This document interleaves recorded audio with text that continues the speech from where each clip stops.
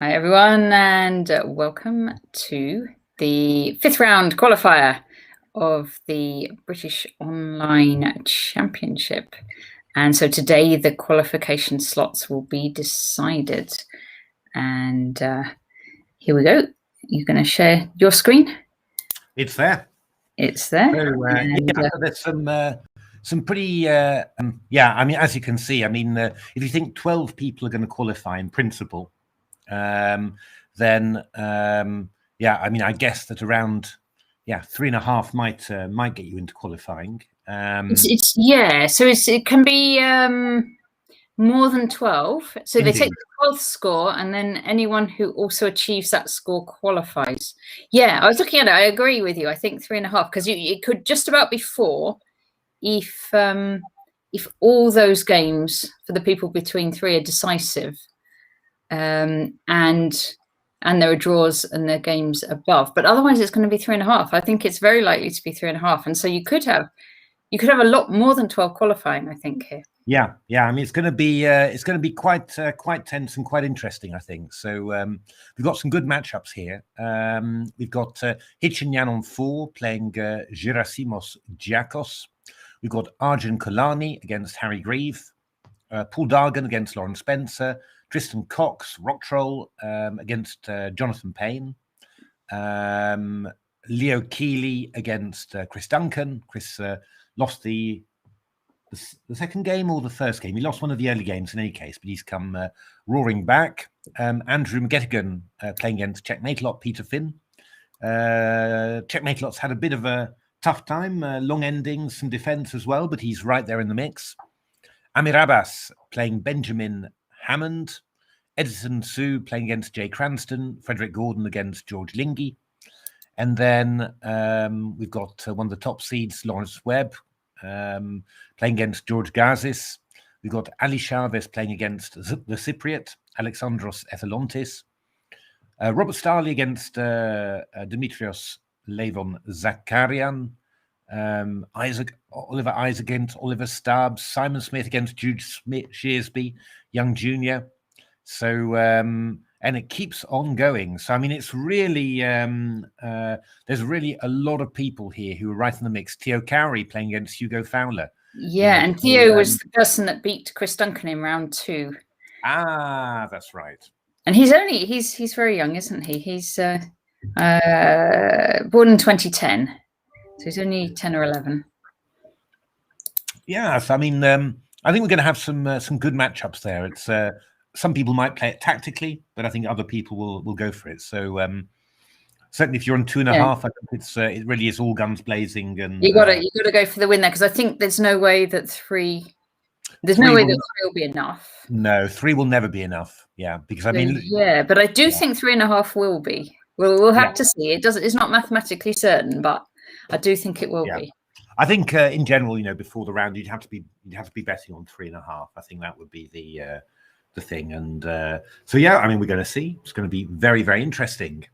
So all right. So well, it's going to start very soon. I'm just going to grab this, put it safe there, and then we're going to get to the chess.com screen, and then we can start having a little look. Now, Hitchinyan, I always has started actually. Let's just give it a go. Observe Peshka the Great. Wonder where that comes from. So that's e4, e5, knight f3, knight c6, bishop c4. The slow but poisonous Italian, as a recent book called it. d3, and I suppose in these positions, black's got two main ideas: to put the bishop on e7 or to put the bishop on c5. Seemingly more active on c5, but can be a bit of a target for advancing white pawns, either c3 b4 or c3 d4. On e7, a little bit more passive, but also deals with any pins against the knight very easily. So bishop c5, c3, a5, a4. Yeah, I'm not really up to all these subtleties. I do believe that playing a5 this early is a little early.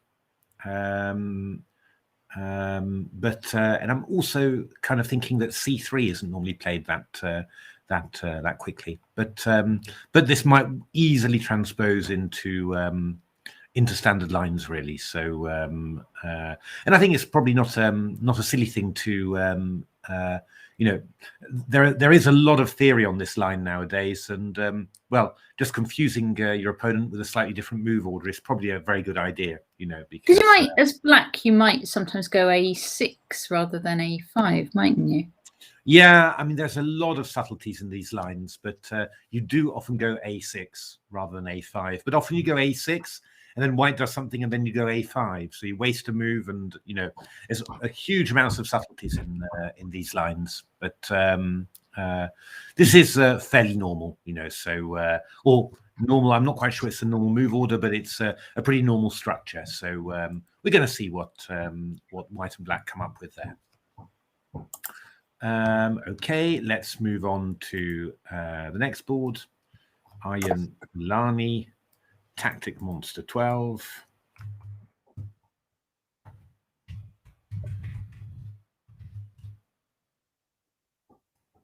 It's Harry Grieve. Oh, we've got a Caracan here. So both sides playing quite solidly.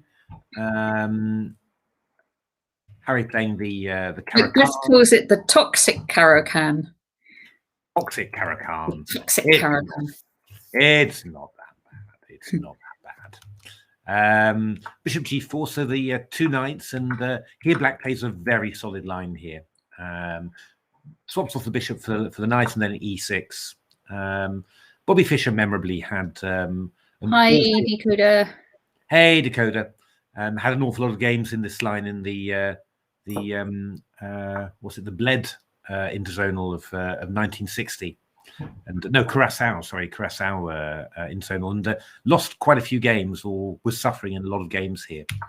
But d4 was actually recommended by Sveshnikov in a book that he wrote with his son. Sveshnikov is quite a famous Russian Grandmaster. He wrote it with his son.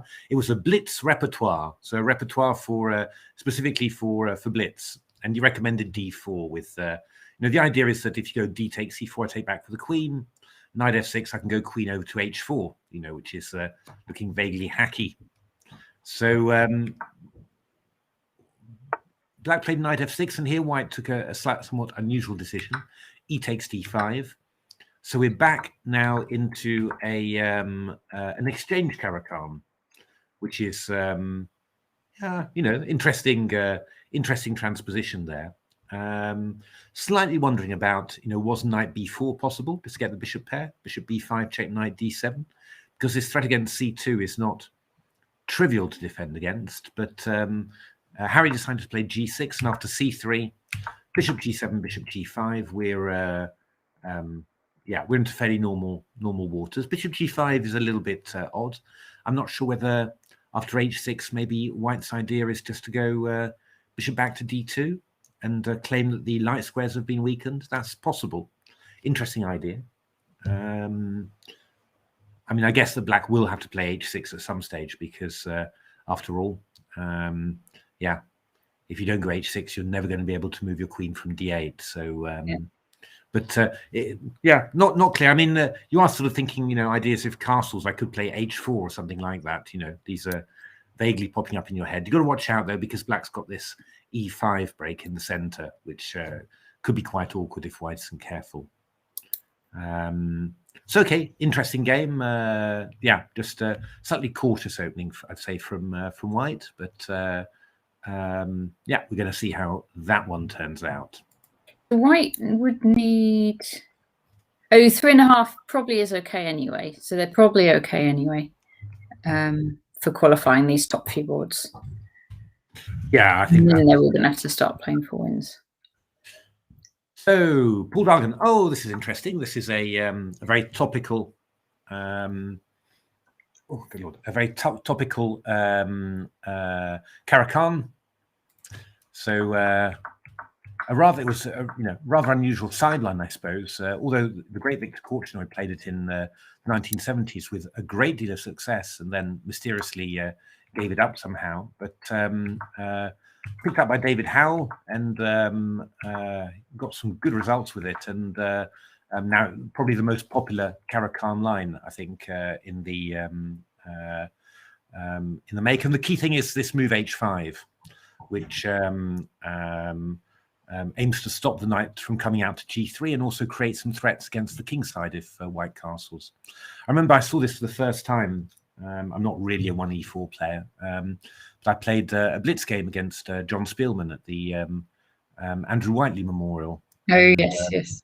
And I just castled queenside and started hacking John, and that seemed to work out fine. But yeah, it really wasn't so bad for. In principle, it should have been fine for black, and I said this has been scoring very, very well. Very complicated lines, so interesting. We'll see how that one pans out. Looks like Paul's having a bit of a think here. He maybe hasn't faced it before. Could be possible.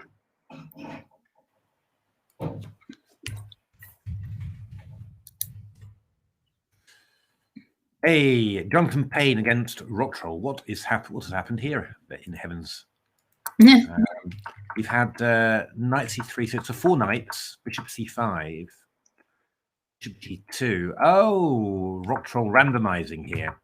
So knight d4, quite common to do this. You just swap off a pair of knights and then try and play c6. But white tried to exploit it and gain the bishop pair. Yeah. As well you might. Rocktroll did something a bit random. Oh, I would go c3 here.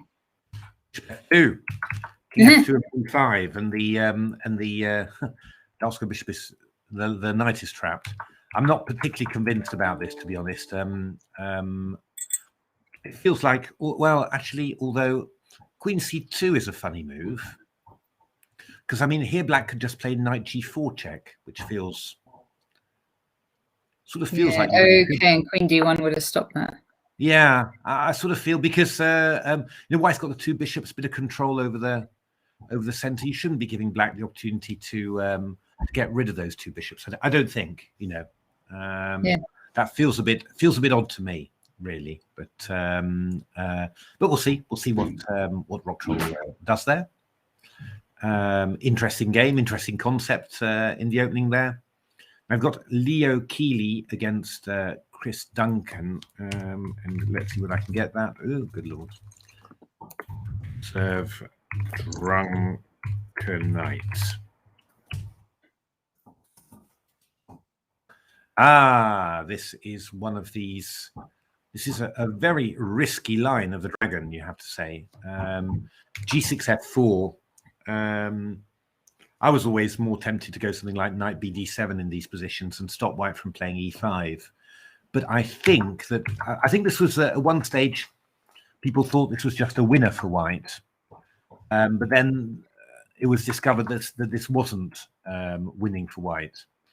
But it's still, I assume Chris knows this quite well, being a lifelong dragon player. But it does look quite risky. I tell you what. Nut Flush and Dionysian. So Paul Dargan, the game we just saw, has already been agreed a draw. I think they're looking at the qualification scores, and I think that does enough for both players. So we might see a few on this point score doing the quick draw.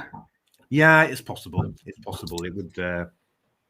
Which will then put some very exciting games on the people with 2.5, who are all having to play for a win. Exactly. Let me just I'm just going to check the theory of this just to see what's happening in there. Bear with me whilst I quickly whiz through and see. I just remember seeing this in old books and saying, bishop g7 is a big mistake because of e5. Oh, right. But I do think that that this idea has been corrected since. Yeah. I mean, it seems to be scoring fine. So, what have we got here? We've got.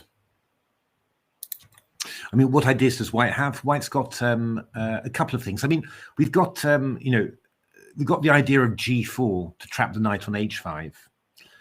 We've got the idea of e6 because the bishop is obviously pinned. Well,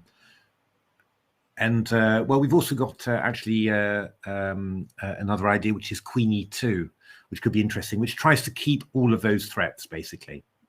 So let's have a look. I mean, if I go G4, or let's just... if I go G4 in this position, then black's actually got the annoying trick knight takes F4 here. And if bishop takes F4, D takes C5, and I'm afraid we're just looking at a fork, basically. So, yeah, so black's just going to be a pawn up there. So that's not actually possible. If we go E6, then we can take on E6 here. Knight takes C6, and then go bishop takes C3. This is very similar to a line of the Perk, in actual fact, against the Austrian attack. This is looking really familiar to me, and I don't know why. Yeah, I think that's probably why. And you know, probably if bishop D7, you'll probably just take with the king like this, and you know, you emerge fine somehow. So these violent options are probably not that great. I think Queen E2 nowadays is the most interesting line. Yeah, keeping the threats of E6 and G4 in reserve, and then simply black's going to have to find something about that. But we'll see what Leo's got prepared there. He's Leo has played the obvious E6 there, and Chris has played FE in an instant. So I think he knows. Chris is still in his theory, isn't he? Yeah, sure. I think Chris knows this well. I would have thought so, to be honest. I mean, a lifelong dragon player, you know. Dionysian, we don't shout at you, no. But I think this means you qualify, right? Have you worked it all out? I think it does mean you qualify. So, I think it's a good thing, huh?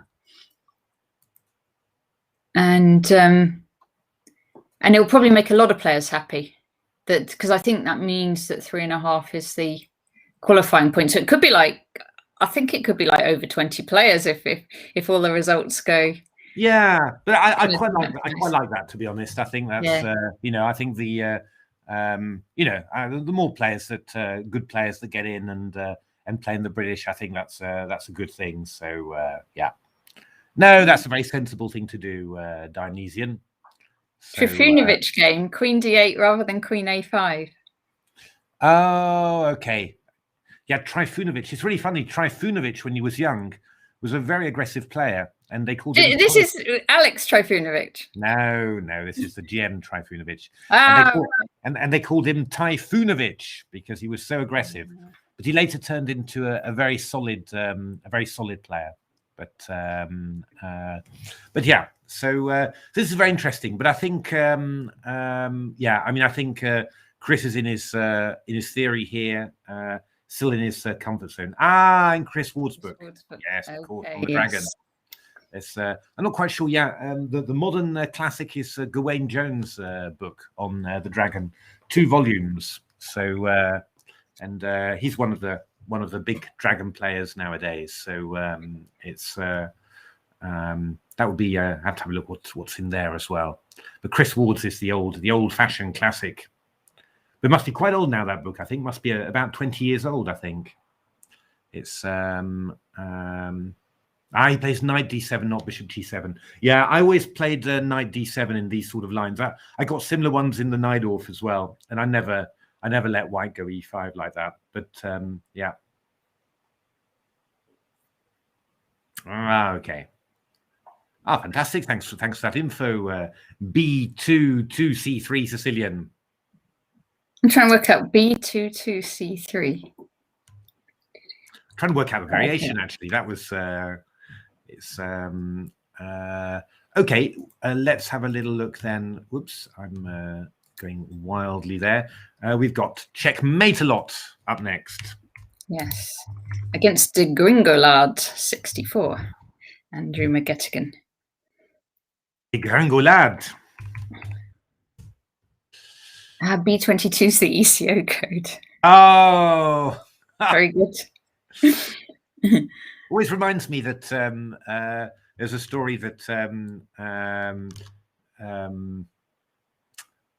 Vishyanand and his wife were checking into a hotel, and they had a safe in their hotel, and they got asked for a code, and Aruna said 2706, and Vishy said, "What is that? That's not my ELO rating." He said, "It's the date of our wedding anniversary." Did you see, by the way, just on that theme, did you see the post from Peter Heine Nielsen on Facebook recently? He said that around this time, this is the anniversary of him meeting his wife, so Victoria Smilete, and but he can never remember the exact day. But it was during a tournament, and he knows that on that day he beat Rasmussen with black in a King's Indian Samish, and so every year he always looks up that game in the database, can see the date, and then remembers when to buy a present for his wife. I thought it was a very typical story for a chess player somehow. So this is checkmate lot against Andrew McGettigan. So what have we got here? H4. Yeah, this was a very aggressive line that was recommended in John Shaw's book on the on 1E4 various systems. What did he do against the Caracan? And I think he also did the French as well, and some other lines. It was a very interesting book, indeed. I think probably the one weakness you could say is that he really focused on the sharp lines, which were fantastic. There was some really great analysis on there, but unfortunately, there's a lot of very dull and stodgy lines in here, and these are actually kind of decent. So Queen A5 check, very typical idea from Black, just to play Queen A6 here and just try an exchange of queens. It's actually this is a maneuver that was I think first played, or at least it first got general notice when Capablanca played it against the very strong English amateur H.E. Atkins, and won a lovely ending. And this book is actually in one of Irving Chernev's books on Capablanca's games. You must have got, maybe you've seen that book, Natasha. Irving Chernev's, you know, the 62 most instructive games of chess ever played. I've read that. Yes, I read that. I used to read that a lot as a kid. Yeah, yeah. I really like that book. He did a lot of great books, you know, and I think this game might even have been in there. But yeah, you can play C4 now, but somehow, yeah, I've tried this and it's not. I don't know. I never really seem to make anything of it with white. I remember I had a simul. We played a simul once it was for Carl Portman. Banbury. In Banbury, yeah, and I ended up playing because we did a tandem simul, but I ended up playing two very strong players on their own, Marcus Harvey and somebody else as well. Who's I do apologise, I forget the name, but both I am. Was it Ravi Harrier? Sorry. Was it Ravi? No, it wasn't Ravi. It wasn't Ravi. It was someone else. Really apologise. That's but you know, both IM strength players basically. Yeah. And I had this against Marcus, and I didn't really have the feeling I was getting anywhere at all, you know, with white. So Bishop B4 is a subtlety. Shows that Black knows his stuff, because one of White's main ideas is to move the queen off to C3. Just to unpin and then play B4 afterwards. So Bishop B4 gets in the way of that. So castles, knight H6, rook D1, and now Black took on D2, which is not certainly not silly at all. And now a slightly mysterious run of moves here. Queen takes D2. So Black doesn't play. White doesn't play knight takes D2 here to protect the C pawn, but just gives it away. And then you would kind of expect, Black to play queen takes C4, just because it keeps the pawn chain intact. But Black here played D takes C4, maybe trying to get the D5 square for the knight. Yeah. And White's played queen C3, and Black's played knight F1. I mean, yeah. I mean, White has some compensation for the pawn. I mean, I think maybe White's thinking here of playing B3 here, CB3, AB3, because the queen's protecting the rook on a1, and then play bishop a3. I mean, white's got compensation because the black dark squares are weak, and you know, we might be able to bring a knight round into g5, e4. Could be dangerous, but yeah, I wouldn't have thought that black. Yeah, is black worse? I wouldn't have thought black was worse. I would have thought that black was, you know, should be able to claim with right that you know, his position is solid. But maybe it's easier for white to play somehow. You know, I think we'll do something like b3, assuming you take. I take queen b6, bishop a3. Maybe stop the king from castling. Knight g5. We just give away this pawn and then come into e4. And yeah, you know, we're just claiming that that we've got some attack there. Who knows? All right, let's have a look at some more games here. We've got Amir Abbas. Yeah.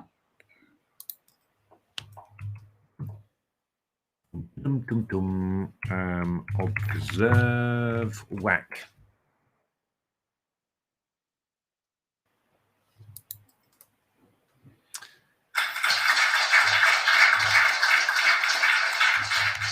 You know what that is, don't you, Natasha? I do. Yes. That's TCC. So the game's over. Yeah, 100-game match. Leela's just pulled a win back there. So great applause from the crowd. So d4, d5, London system, and quite a solid system here. Bishop d6, bishop g3. This is how they do it nowadays. You sort of tempt black to take on g3, and after hg3, the h7 pawn will be loose. So black plays rook e8, and white takes the opportunity to block e6 to e5 and stick a knight on e5. And after queen c7, f4. We've got this sort of stonewall structure, but the instead of having the bishop on c1, it's already on g3. So it can come out to h4. In principle, this is a nice position for. Ooh, that's not a nice move to make, I have to say. Just to move a pawn like this is really going to weaken your king side. I would say really that, you know, at some stage, if ever you want to do anything, then g6 would be more the move. But I mean, bishop h4 is quite tempting here, I have to say, you know, and then come in with queen h5 after. This could be, yeah, black's got to watch out here. It's the sort of thing that can go wrong quite quickly if you don't know it well. So Ben Hammond is one of our junior players. I think we saw him play in the Glawny Cup the other day. Okay. Oh, bishop h4 played. There we are. Top guesser. Observing the slippery penguin. Aha. Jay Cranston. What is this? Your first feeling is that white is better here. Why is that? Good knight on c4. Pawn on a5, rook on b1, preventing black from going b5. So that means then that the b pawn's a little bit tied down, and rook on rook takes, you know, the rook's protecting the b pawn rather than supporting it to move forwards, if you see what I mean. The knight is on c6, tied a little bit to the pawn on d4. So black's just a little bit constricted, actually. So yeah, this is probably decent. I mean, I would be looking with black, I suppose, for a move like bishop e8, rook d5, just to try and activate the rook, attack the pawn on a5, and make, well, let white prove, you know, what he's got. And actually, looking at that, I think that's probably reasonably decent for black. Maybe white goes rook b2, rook a1, but oh yeah, white goes rook b2, rook a1. Interesting. I don't know.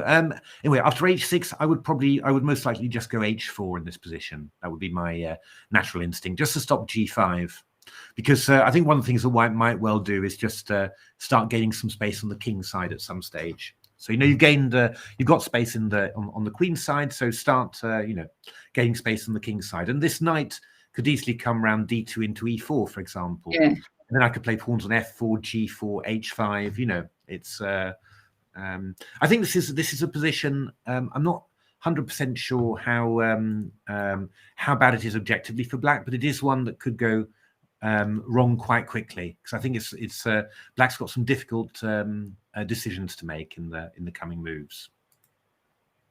So that knight might get into c5, I suppose. Yeah, c5 or d6. So let's have a look. Frederick the Mate. Freddie Gordon, who is another one born in 2010, another youngster. So,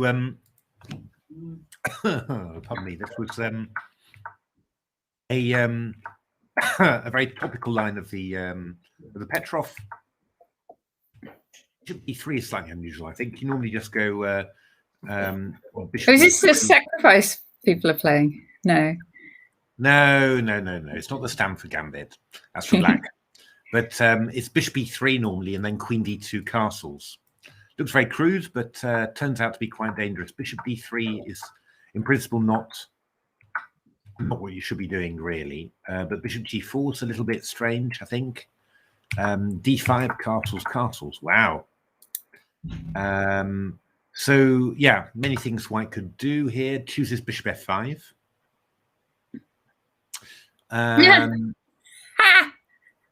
Don't be hating on the Stafford Gambit.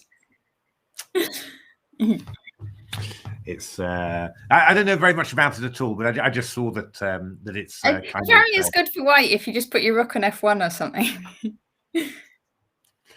It's just don't castle into it. That's what I've heard. Takes queen f6.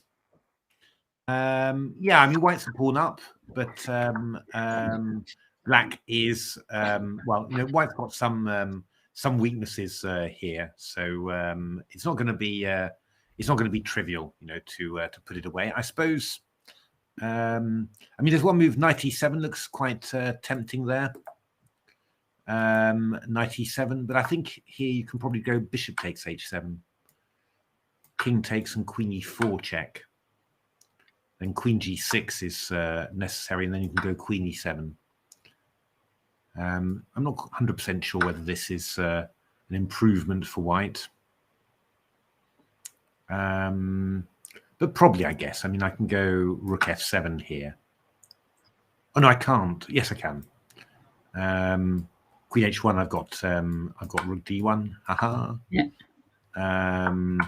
Queen d5 obviously is just a mate. And yeah, if you go rook f7, I go queen f7, and I'm covering my d5 pawn. So I don't know. I mean, this feels like this should be too risky. So I'm not quite sure what black should do here. Got to be wary with all these discovered attacks there. But if I could do it anyway, I would go rook d8 and just try and start off by exchanging off the rooks, and then see what happens. But white definitely in the driving seat there.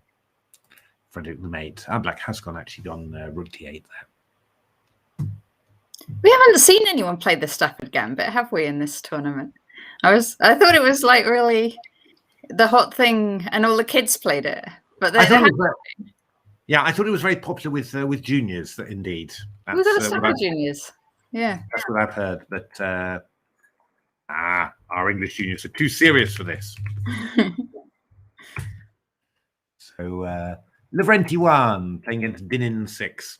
We're getting now to the players on 2.5 who basically really need a win, you know. So this is an interesting Grunfeld line. Did Lawrence play h4? He did indeed. So d4, knight f6, c4, g6, knight c3, d5, knight f3, bishop g7, and now h4.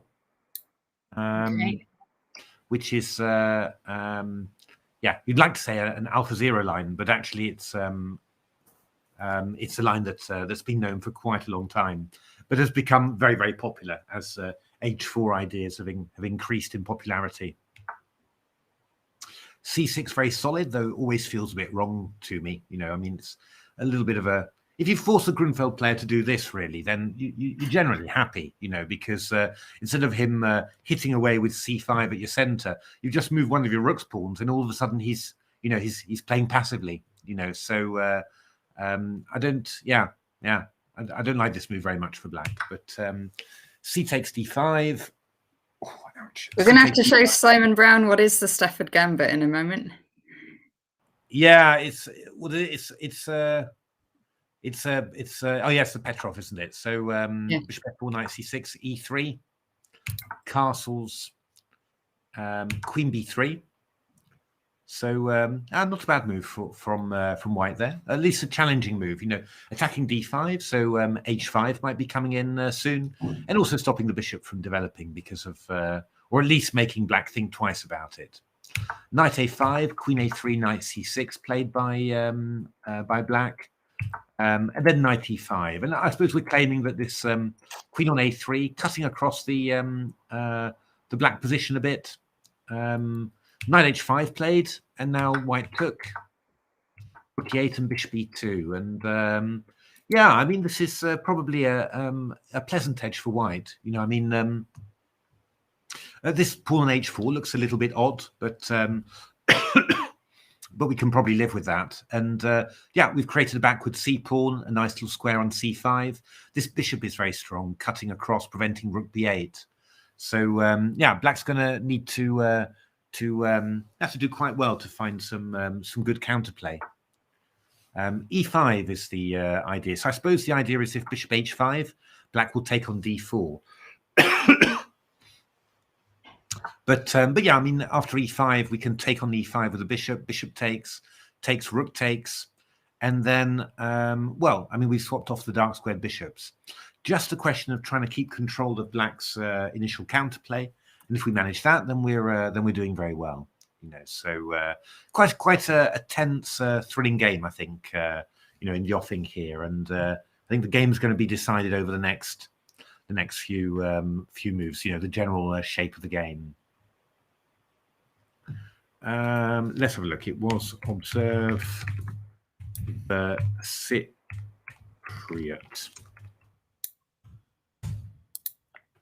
bit. Oh, is he there? My screen. Oh, I placed my screen badly there. There we are. It's just behind my webcam. So we've got some sort of Dutch here. White played not the most critical, looks like. E3 and then G3. In principle, not really. Oh. Yeah, some people just go like H5 against this stuff, don't they? H4, H5 for white. They do. Although normally not when you play C4. You know, it's normally without C4.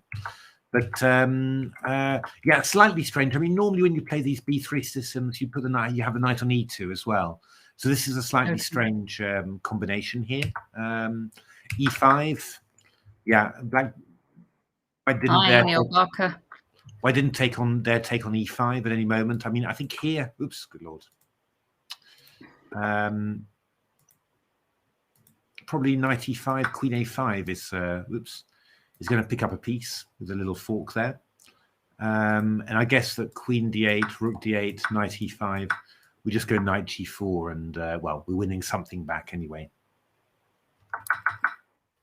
So bishop a3 was played, queen d1, rook takes d1, rook e8, rook d2, and now black took the opportunity to go here and here.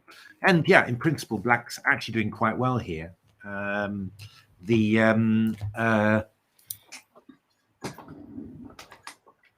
know, the pawn chain on e4 really restricts the bishop here, and we've got a knight coming into e5, which can aim for the nice square d3. Yeah, we're just going to try. Only problem for black is trying to get this bishop on c8 developed so that the rook can come into play. You know, if you play bishop e7 at the moment, white's got good control of the d file. But maybe going knight e5 to d3 can help with that problem. So in principle, yeah, you know, I mean, bishop f8 is another idea. You know, just to swap off the bishops, and then afterwards you can play the knight into c5. You know, so this is quite pleasant for black. You know, I think black's had a Black has had a good opening there, basically. Okay, so that's Lekos looking good. Ferrari fan. Okay. Let's have a look behind my screen there. A pawn seems to be missing. Missing? Indeed. Missing in action. Bishop d2. What a move. A strange move. Bishop d2. I have never seen bishop d2. Wait a minute. Let me just check. I have never, ever in my life seen bishop d2. Oh.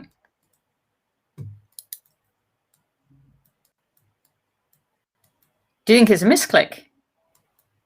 Could be. He might have intended bishop e3, actually. That's a possible. Oh, it's been played. It's been played by Zoe Varney, I see. Ah, cool. Horsey chess, but in general, not by any world-class players. She's a world-class player. No, I don't. Always playing in international events. No, I don't mean it like that. You know what I mean. You know what I mean. Somehow, it's also been played by Luke McShane's father, Rod McShane. Father. Oh yes, brilliant. So there we are. Always amazing what you can find in there.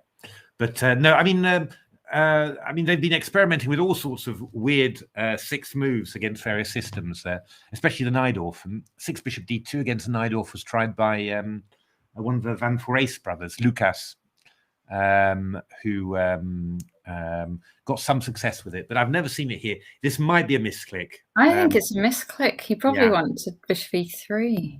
Yeah, because bishop e3 is the main line there. But okay.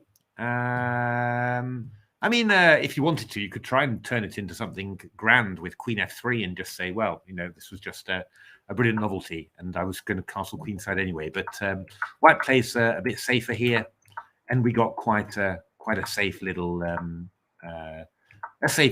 reasonably symmetrical position. In principle, black's got no problems whatsoever. It doesn't matter that much, does it? The bishop on d2. What's the effect?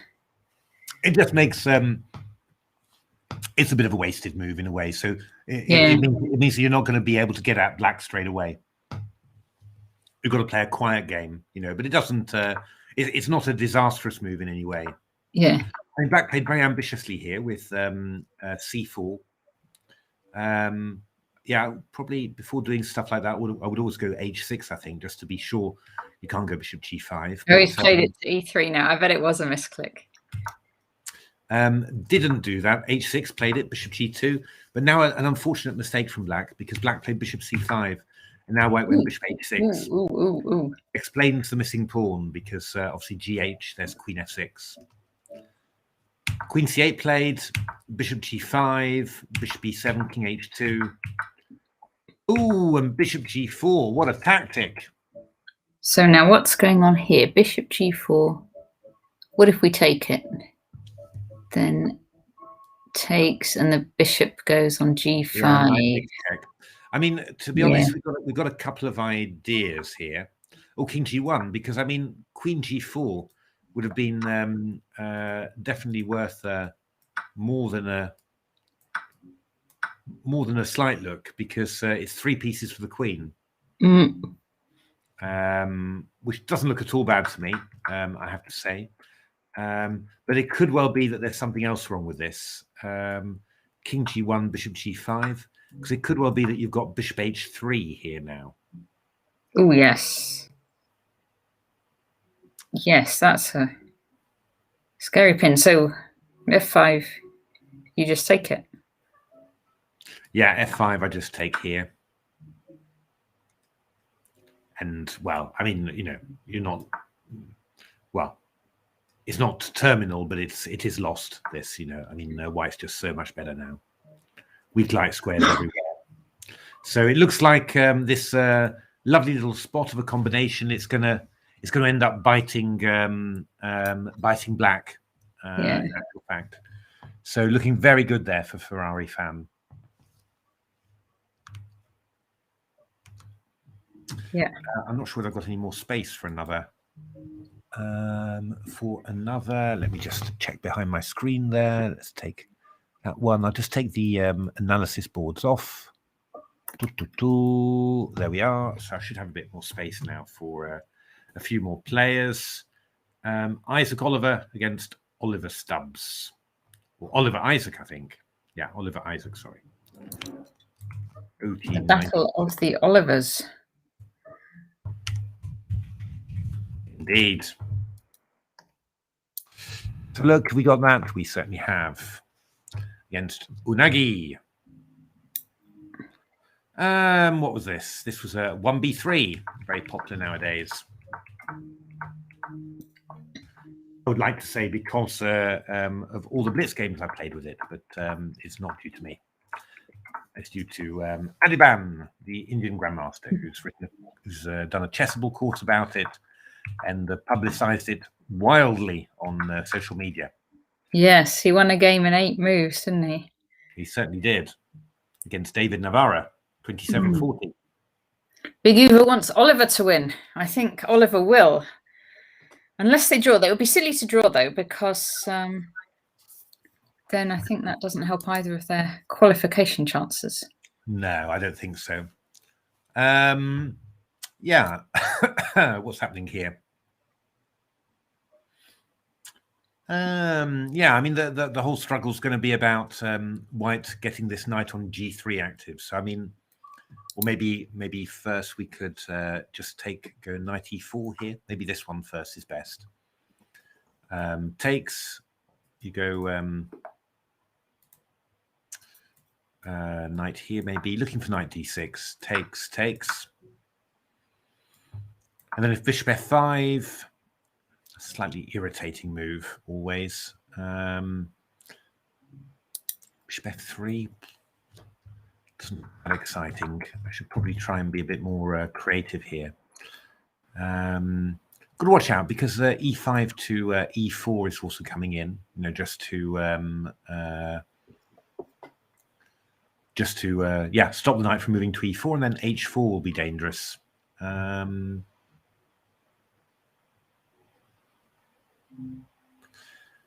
Takes bishop f5. I mean, the more I'm looking at it, the more I'm thinking, you know, black's just fine here. You know, there's no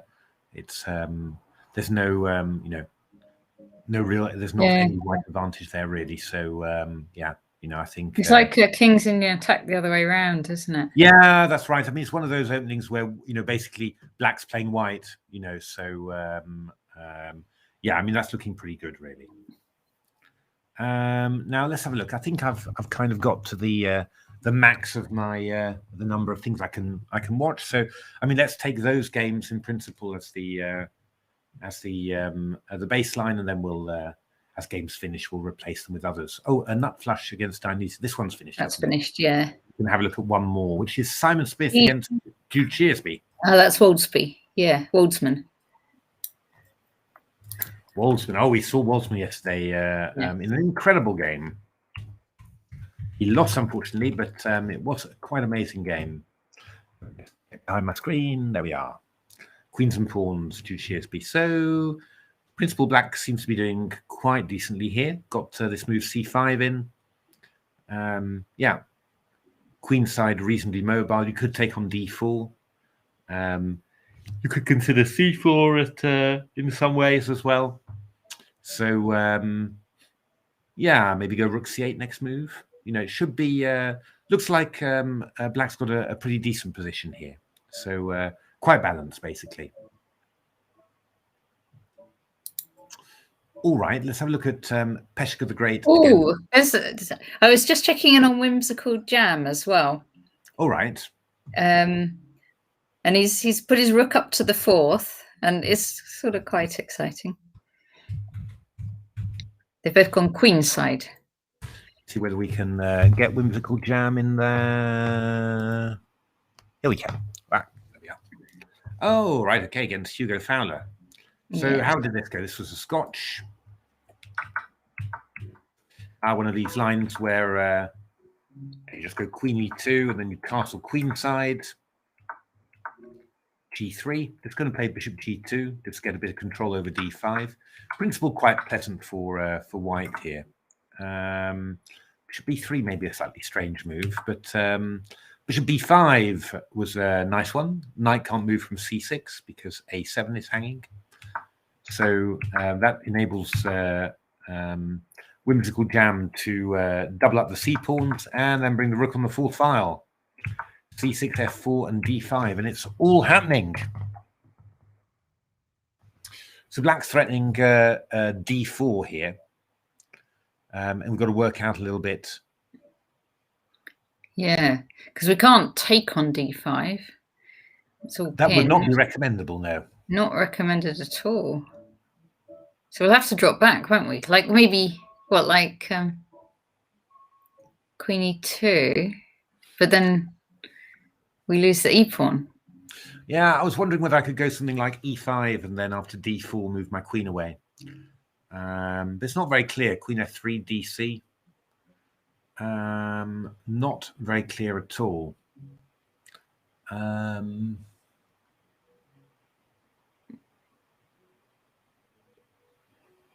Yeah, d4 is a bit of an annoying,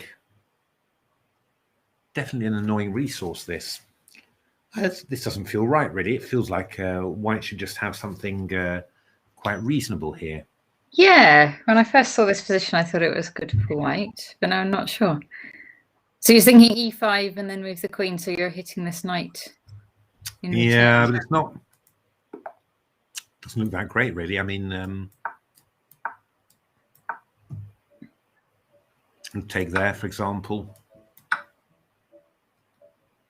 Take there, take check.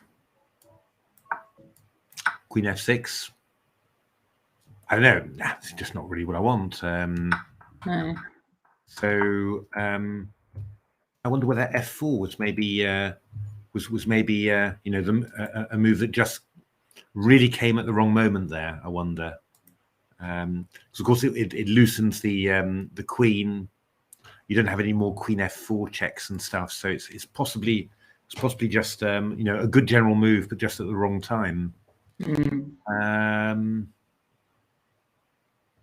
I mean, there's no way I can just sack this knight and then get some crazy attack going. Big attack somehow. Ooh, pardon me. I don't see it really.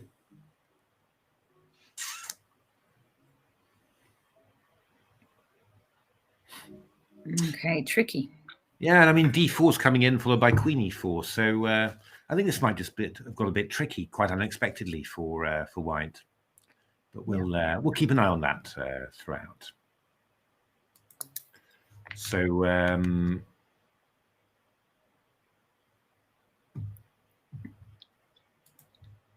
this is Peshka the Great, Hichin Yan against, or Hichin Han. No, I can get his name wrong now. Against Gerasimos Giakos. So e takes d5 has been played. So normally white's got some big concrete idea against this, but this is just looking to exchange off the bishops. But there is quite a bit of pressure on the black center there. So I mean, white's threatening to go bishop a7, followed by knight takes e5. Part of me wonders whether this move b6 is possible, but I'm too ashamed to even admit that I considered it. Oh, Leo Keeley against Drunken Knight. What's happening? Yes, Drunken Knight won. Sorry, it was the wrong one, but yeah. So Drunken Knight looks like he's going to progress into. So Chris Duncan is qualified, which I guess is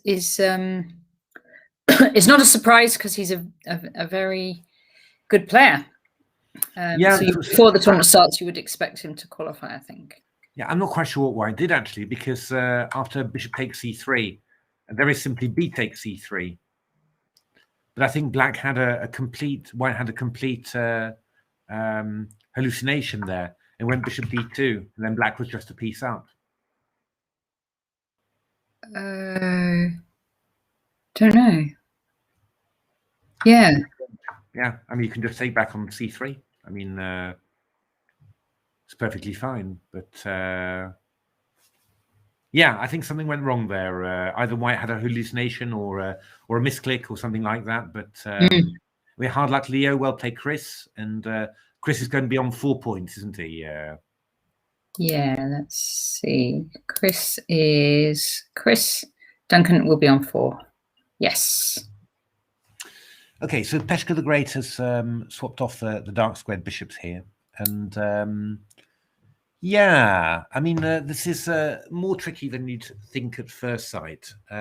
Big problem is that white's got quite a bit of pressure on d5, e5, as well as b7. And rook e1 is going to happen next, just hitting the e5 pawn. And it's not so easy to defend both this one and also the b7 pawn. And in any case, whatever you do, it's going to cost you some calculation. Maybe you can just go rook e6 here. So I go rook e1, and then I go rook e6, rook e1, rook e8. Because if you go queen b7, then I go rook b8. And if you go queen a6, then I go rook here. And then here, and your queen is trapped. So if I can do this, I can just defend the e5 pawn in this way. Then this shouldn't be too bad at all for black. Because next move you'll go b6, your b pawn is protected.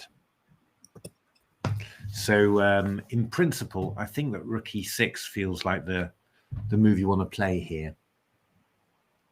Unless white's got something clever, like d4 and knight e5 or something like that, then black will just be fine, I think.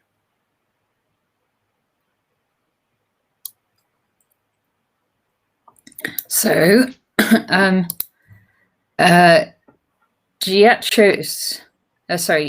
Gerasimos is from Swansea University. Okay. I don't think I've played him before. I don't know him at all. I'm going to say that I probably have played it. I'm terrible with my memory. But... Do you know him? No, I don't know him at all. Don't know him at all. Yeah. So he's Swansea. Okay. Nice. The next game is Arjun Kulani against Harry Grieve. And what's happened here? Well, we got this situation where white's taken the knight off on f6. We got these opposite color bishops. I mean,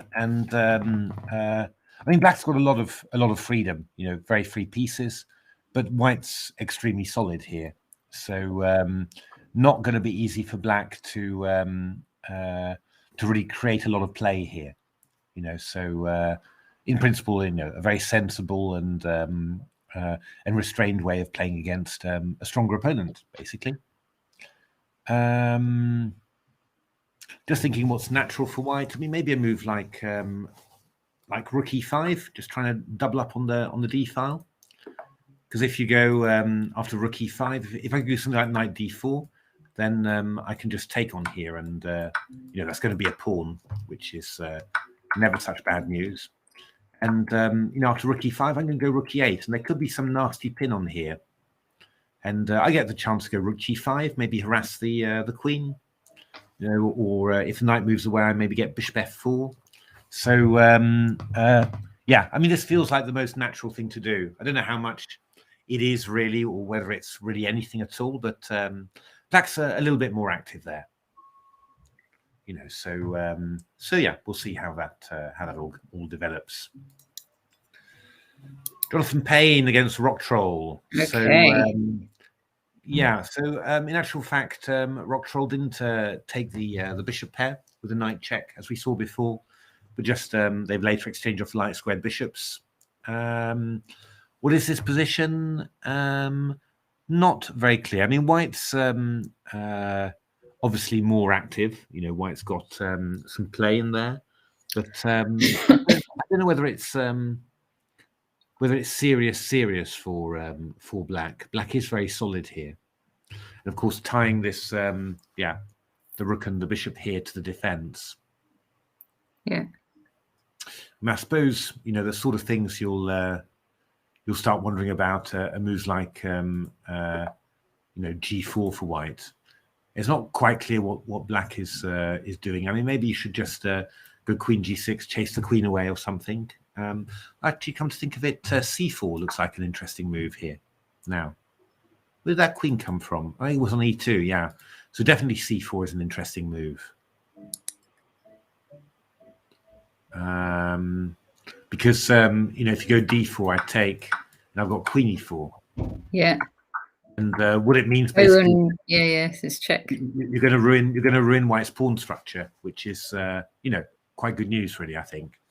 So C4 looks natural. I don't think there's any sacrifices over here at all. I mean, you could think about moves like this, but I could even take simply and go queen E4 check and then come back somehow. I mean, that's going to be good.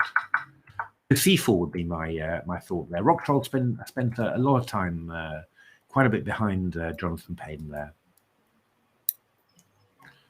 So Checkmate Lot did play B3, but black played knight D7. And now the exchange of queens happened, which is interesting. Maybe it'd be necessarily the first thing I thought of. C5. Yeah, I mean, I think black's playing this very well, actually. I think black's, if anything, black's slightly better here.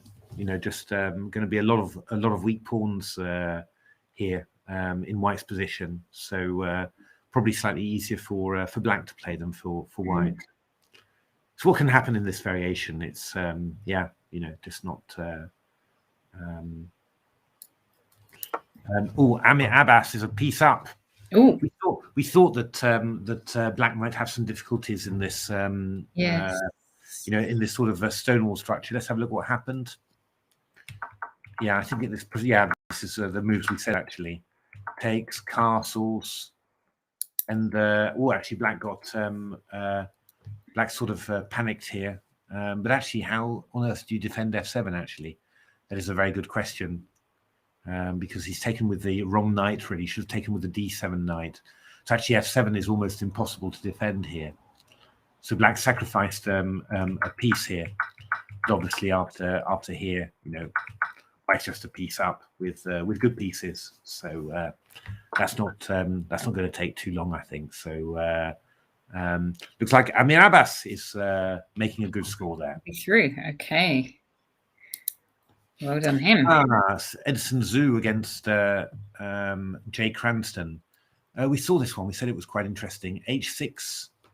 I'd said go H4, but white went rook B5 and rook B1. Very direct, but maybe better than what I suggested. F6. We used the mobility of this rook on the 5th rank very nicely. Rook B5 and knight FD2. I mean, this knight can be coming around to E4 or and then C5, for example. We've been tempted somewhere to play F5 actually and just shut this rook off on the king side. But black played B5 and then takes and rook B5. The rook comes back and the B pawn is gone. Rook HG8, F4, good move, taking away E5 from the knight. Bishop B8, King F2. F7, knight BC4, rook 8, rook B7 check, knight E7. Yeah, I mean, white is really white is very strongly in control here. Knight B3, for example, would be a very strong move. It's going to be very hard to defend the D4 pawn. And knight E4 could also be very strong with the threat of knight D6 check. This knight to E4, the threat of knight D6 check. And I like knight B3, simply, just going to pick up the D4 pawn, but it's just a matter of taste, really. So looking very good for the slippery penguin. Yes. Predict the mate is now, we saw he won a pawn early in the opening. He's now a piece up here. So Epic Chess has got it all to do, really, because this looks to be completely winning for white here. Okay, this was quite an interesting one. Was Epic Chess the one who did those 2 sacrifices yesterday? Can you remember who it was? Against, I can work it out actually. It was against Walsman. It was no, it wasn't. It was who was it again? It was Wasn't it Lawrence Spencer Lawrence who did that? Was it? And they've already drawn. Is that right? No. So bishop e2, e5 was played, and yeah, Yes, I was kind of expecting to take on e5 actually, but wow, both sides going for it here. Castles, it takes, and black took a very hot pawn, and then took another one. So 2 pawns up here, and then white ruining the black. I mean, queen f5 check is possible, followed by queen takes h5. That might have been more sensible, actually. But gh5, rook f1, didn't take the pawn on g2. And now bishop e5. So black's 1, 2, 3, 4, 5, 6, 2 pawns up. White's got some chances, you know, with the weakened black king side. I mean, really, you know, the move that really screams out as me is just to do this one, really. Rook takes e5. And, you know,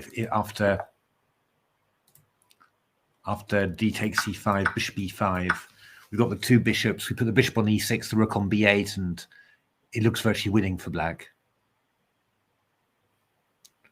So that's the sort of thing that screams out of me, really, in this position. You know, just 2 bishops and 3 pawns for the exchange. So yeah, I mean, I think yeah, white in a little bit of trouble here, really. But black played a very sensible move, actually, maybe even more sensible than mine. He played queen e7, looking to swap off the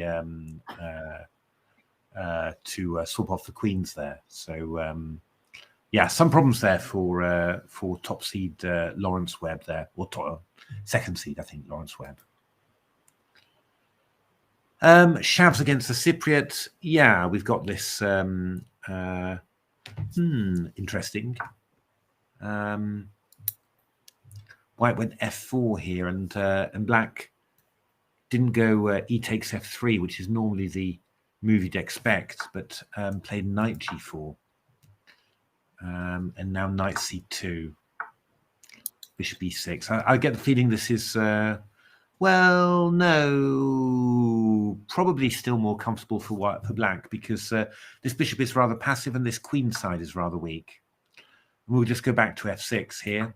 And if this knight ever moves away, there's knight c5. So I probably still, you know, slightly prefer to be black here, but it's starting to get a little bit, you know, towards equal, really, you know, and that you won't be able to do very much, really. So, yeah, probably bishop f1 will be a good move somewhere as well. So, going to be a tough one, this one. Could be a long game. Fan. Yeah, that's right. Ferrari fan. He did exactly, his idea exactly was what we eventually spotted. King h2, a slightly strange move. Queen c5, king g2, again slightly strange, but doesn't ruin anything. c3, b4, queen c7, rook d3. I mean, white's in complete control here, really. Play bishop c1, f6, queen f7, slightly strange moves here. Rook takes c3 now, played. But I guess that's pretty good. I mean, if you go queen f6, I'll just go rook c7. And, you know, with all those dangerous light squares, basically, yeah, I mean, this must be hopeless for black.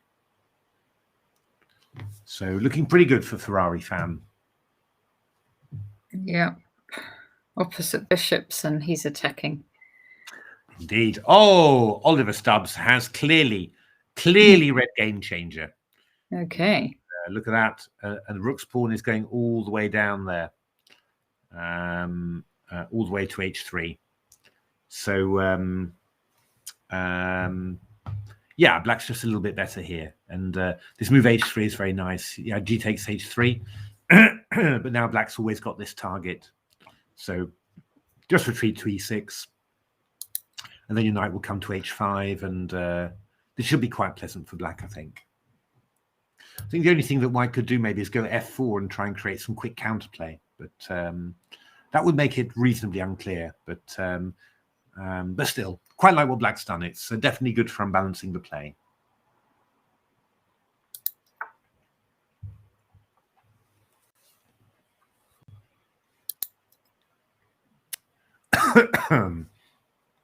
And white offered the draw, actually, which is very strange. And black refused it, as you'd expect. So, Whimsical Jam. Yes. Yeah. What did he do? Yeah, I thought about this too, actually. He went f5, b4, queen f4 check, king a8, knight d1. So I think the idea here, very clever, is that if queen e4, then there was queen c7. That was nasty. But so that actually saves the pawn somehow. So black went rook e8, knight f2, queen e5. But knight d3, right? Tripled major pieces on the e file, but yeah, 93 looks nice, huh? So 93 is pretty good. Now I guess that white's going to play e5. Winning the exchange? Well, not really, because e1 is hanging. But the pawn's fairly safe on there. So that is pretty interesting. So, okay, so what, the queen, black... Oh, the black queen doesn't have to drop back at all because it's going to be mate as well. Sorry? No, the black queen does have to move. It does, yeah. So maybe something like queen d5. We could go rook a5, maybe. I was thinking knight d7, then just king b1, just to get out of the way there. Yeah. Do these tactics work? A little bit mysterious, this one. Rook c5, knight d3.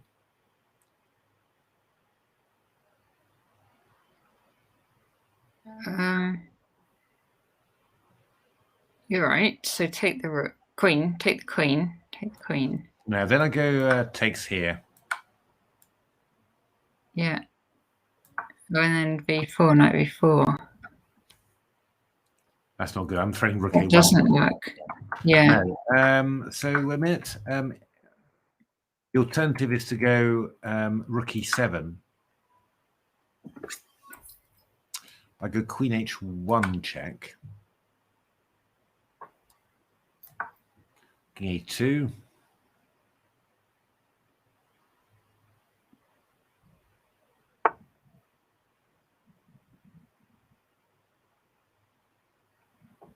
It's not mate, is it? I was looking at knight b4, king a3. Well, can I do it better?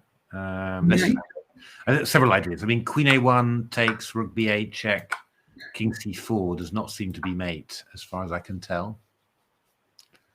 We're not getting mated ourselves. Oh, yeah. Sure. Queen f1 takes, rook d8. Still some danger, but I think it looks like you're getting safe there. Now, the only thing I wondered about was I could go rook e7 here, of course. I mean, that is possible. But it doesn't look... It's not super. If I go knight b4... If I took on here first... Doesn't make any difference, but it does get me an extra...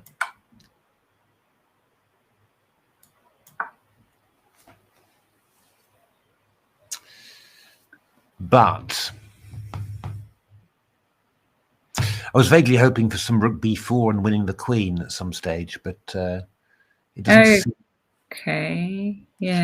seem to be possible. What I could do, though, I could go queen a6.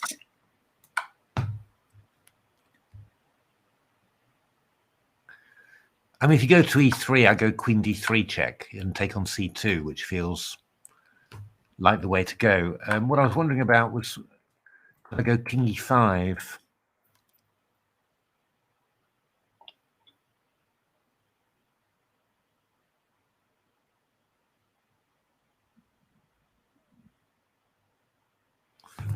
f6.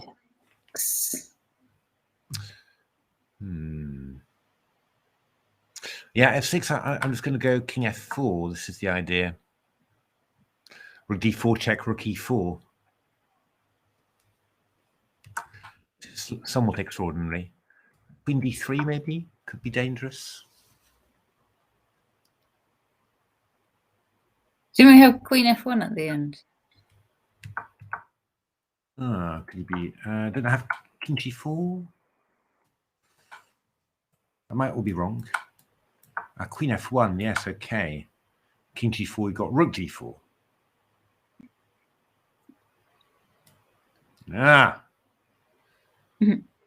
Yeah, this is the one. This is the one. Have a look then. What have we done for beautiful there? So, Simon and Percy, Guitar Man, they're all saying rook d5 check, but I now don't know exactly which position. Let's have a look. Rook c5, knight d3, rook e7. Oh, okay. Rook e7, queen h1 check, king there, knight b4. a3, knight takes e2. Rook takes e2, queen a1 check, king b4, rook b8 check. King c4, queen a6 check. No, I'm not sure actually. I'm not sure where rook d5 check comes in.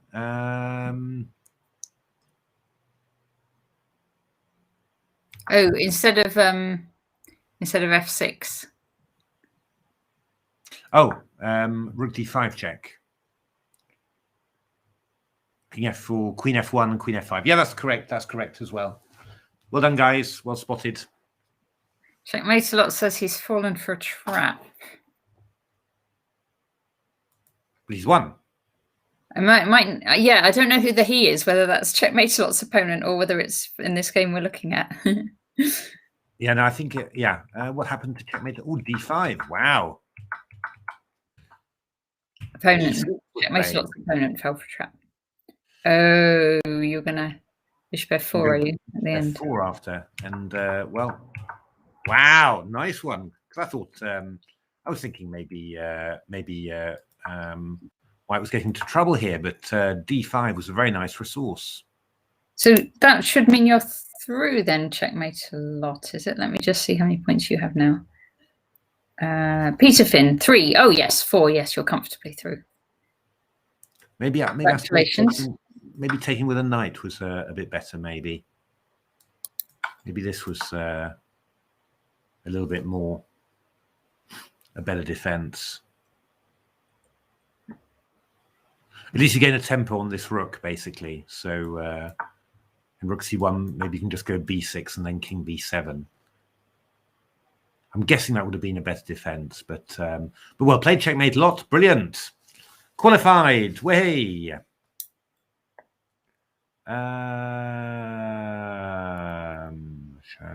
Where were we? Where were we down to?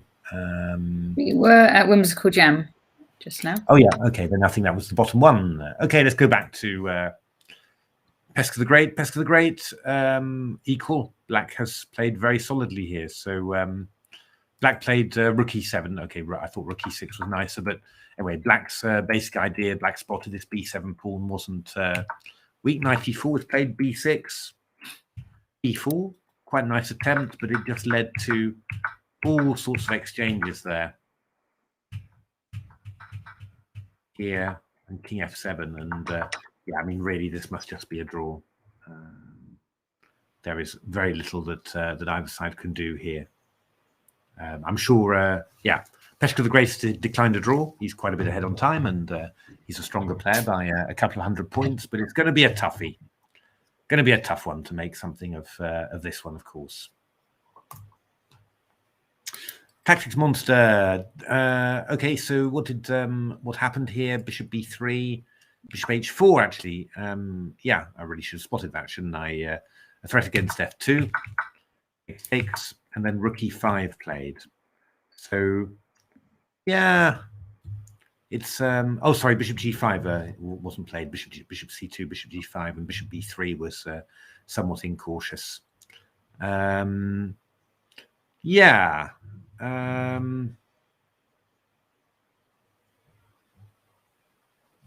What is this position? So Harry's, I guess he's going for the E file rather than some kind of attack against the king straight away. Yes, indeed. F4. Ooh.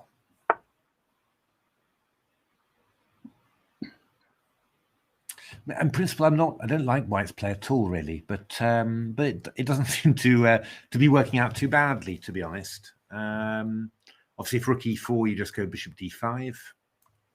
And if you go to, you don't like the move F4, is it in particular? Well, I know it's just White's played this quite passively, given Black the opportunity to exchange off the to cripple White's structure. It feels like White's been giving away a lot somehow. That's just it. But actually looking at the results, it's not at all bad for White. Black's pieces aren't really quite coordinating in the way that they need to be. So I think White's still fine here. Maybe Bishop C2, just to chase the Rook away. But then maybe Rook F6. There should be a way to be a little bit better here for White, but I would have expected just a little bit more, considering the way Black has played. But I think I'm just, maybe just, being visually influenced by the moves rather than really, assessing them on their actual merits.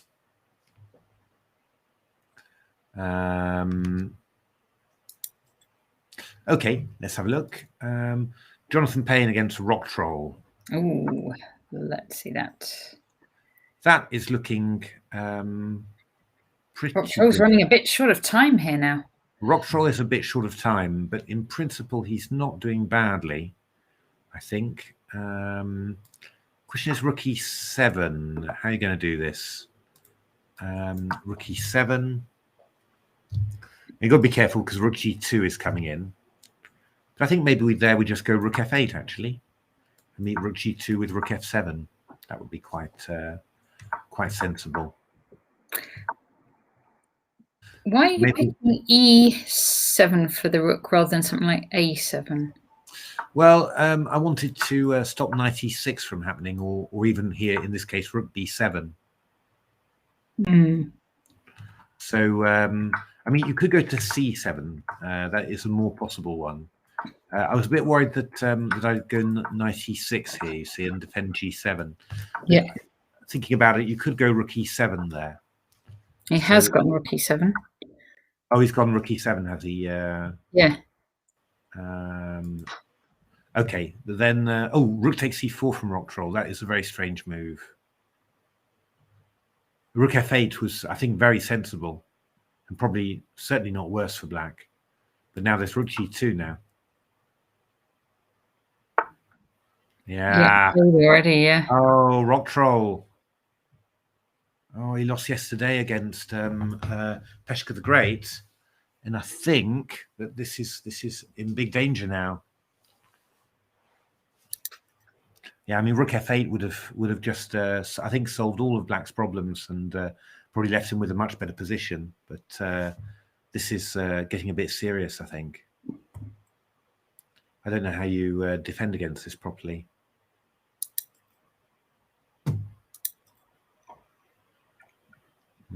Yeah.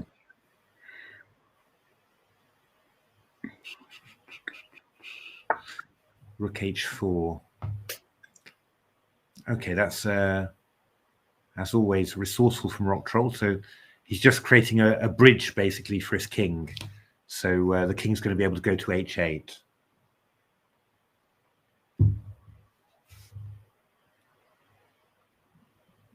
I'm sure Jonathan will take on G7. But with which rook? Yeah, this is not easy, actually. Rook H4 was a very good move, actually. If we take there, I'll just come here.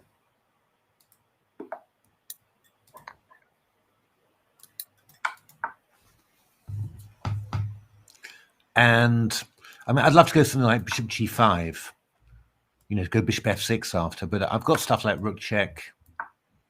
Well, Here I'd have rook takes b2 as well, maybe.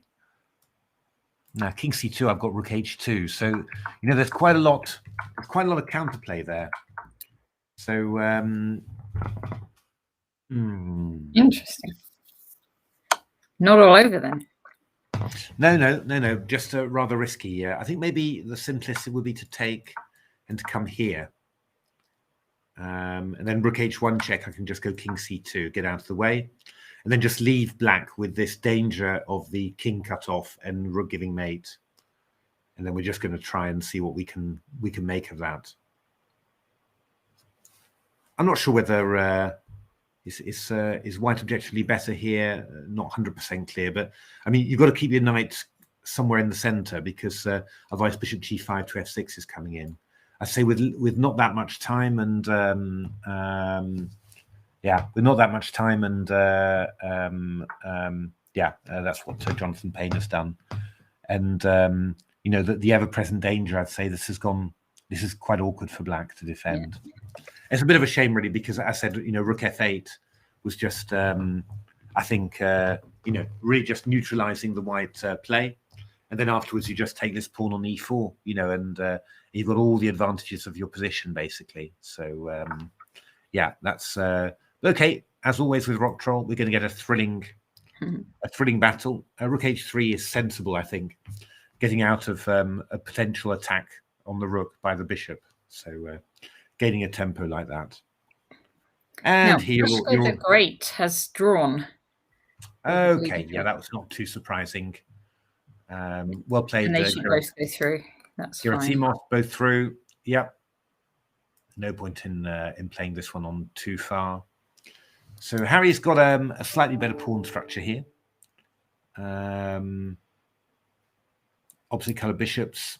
Small edge for Harry, but yeah, not really that much. But okay. Okay, so yes, Arjun's got rid of the double pawns now. Yeah, it's just left with a slightly weakened kingside pawn structure. This rook's quite nice on f4. Yeah, you want to swap off the other rook and then try and get this knight into play somehow. But in principle, this shouldn't be, you know, it really shouldn't be anything at all for black. Black shouldn't be able to make much of this. But we will see.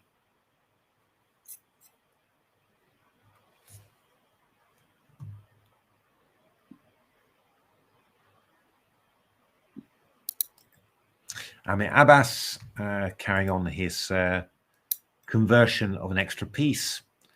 Slippery Penguin, 1, 2, 3, 4. Jay Cranston has got a little bit of counterplay there. I think maybe slightly incautious from Slippery Penguin. Got a little knight e5 check somewhere. But just doing a little check just to see where black wants to go. G8 is probably the best line. I mean, he could just force a draw, couldn't he? And then they both qualify. That is true, but I mean, rook h7 is definitely a good thing to do here. Yeah. So, and I mean, yeah, I think white's just winning. Okay. So rook h7 would be the move I'd expect now. But doing a little check, never a bad thing. Frederick the Mate is piece and pawn up. So that looks like it's going to be a win against Epic Chess. What have we got here? Knight d5, last move. 1, 2, 3, 4, 5. 1, 2, 3. Well, simply rook f6, rook takes e5 here. Looks, you know, very strong for black. And it looks as if... yeah, really, black should just win this. Just 2 pawns up in an ending. So, and, you know, virtually no tricks, really, as far as I can see. So, yeah, there's going to be a little bit of a shock there with the second seed losing that one, I think. Shavs against the Patriot. Yeah, pretty complicated. White's done pretty well, really. I think White's definitely made a good job of this. Lawrence didn't make the first round. Yeah. Okay. So yeah, I mean, I think the only thing you got to watch out for is a rook a8 at some stage, and this knight might be a little bit awkward. It's just sort of the one piece in White's position that's a little bit awkward. But the Cypriot declined a draw there. But I think they're both on 2.5, aren't they? Let me just check that. Yeah. Cypriot. Yeah, they're both on 2.5, so they do need to play for win. Yeah, no, it doesn't make any sense there. So Ferrari fan has got a gorgeous position there. Those light squares. Look at those light squares. So that should really just end as a yes, this looks nice. A win for a Ferrari fan. Yeah, this is looking very good. 2 bishops, lovely coordination from Black. So maybe at some stage you'll just play b5 or something and start getting some space on the queen side, open some lines, and then come around there. You know, I mean, this is excellent for Black. Black's playing very well there. You could look at Dingbat 27. I don't think we looked at it. We certainly could. Just have a quick look at Whimsical Jam. Yeah. Wow, that's just gone very messy. How like? Oh, wait a minute. Queen d6, e5. Oh, Black took on there, which was probably not really necessary, I think. G4 from Whimsical Jam. A little bit sharp what Whimsical Jam is doing. But well, actually, yes, I don't really have a clue what's happening here. I mean, maybe a sensible thing I was thinking was f6, for example. To go with Queen c8 mate. Queen e3 is also Queen e3 is very sensible now because White's going to play Queen d2 next. So that was undoubtedly the best line. So it looks like Whimsical Jam could well get. Black's played c5 now, which looks risky to me because that diagonal opens. Yeah, the Queen a7 check was threatened. So yeah, you need to do something. Have to do it. Yeah. Wait a minute, just looking above my monitor there. Close that. Close all those analysis boards. We did have a lot of them. There we are. And now let's just do observe. Who was it? Dingbat 27.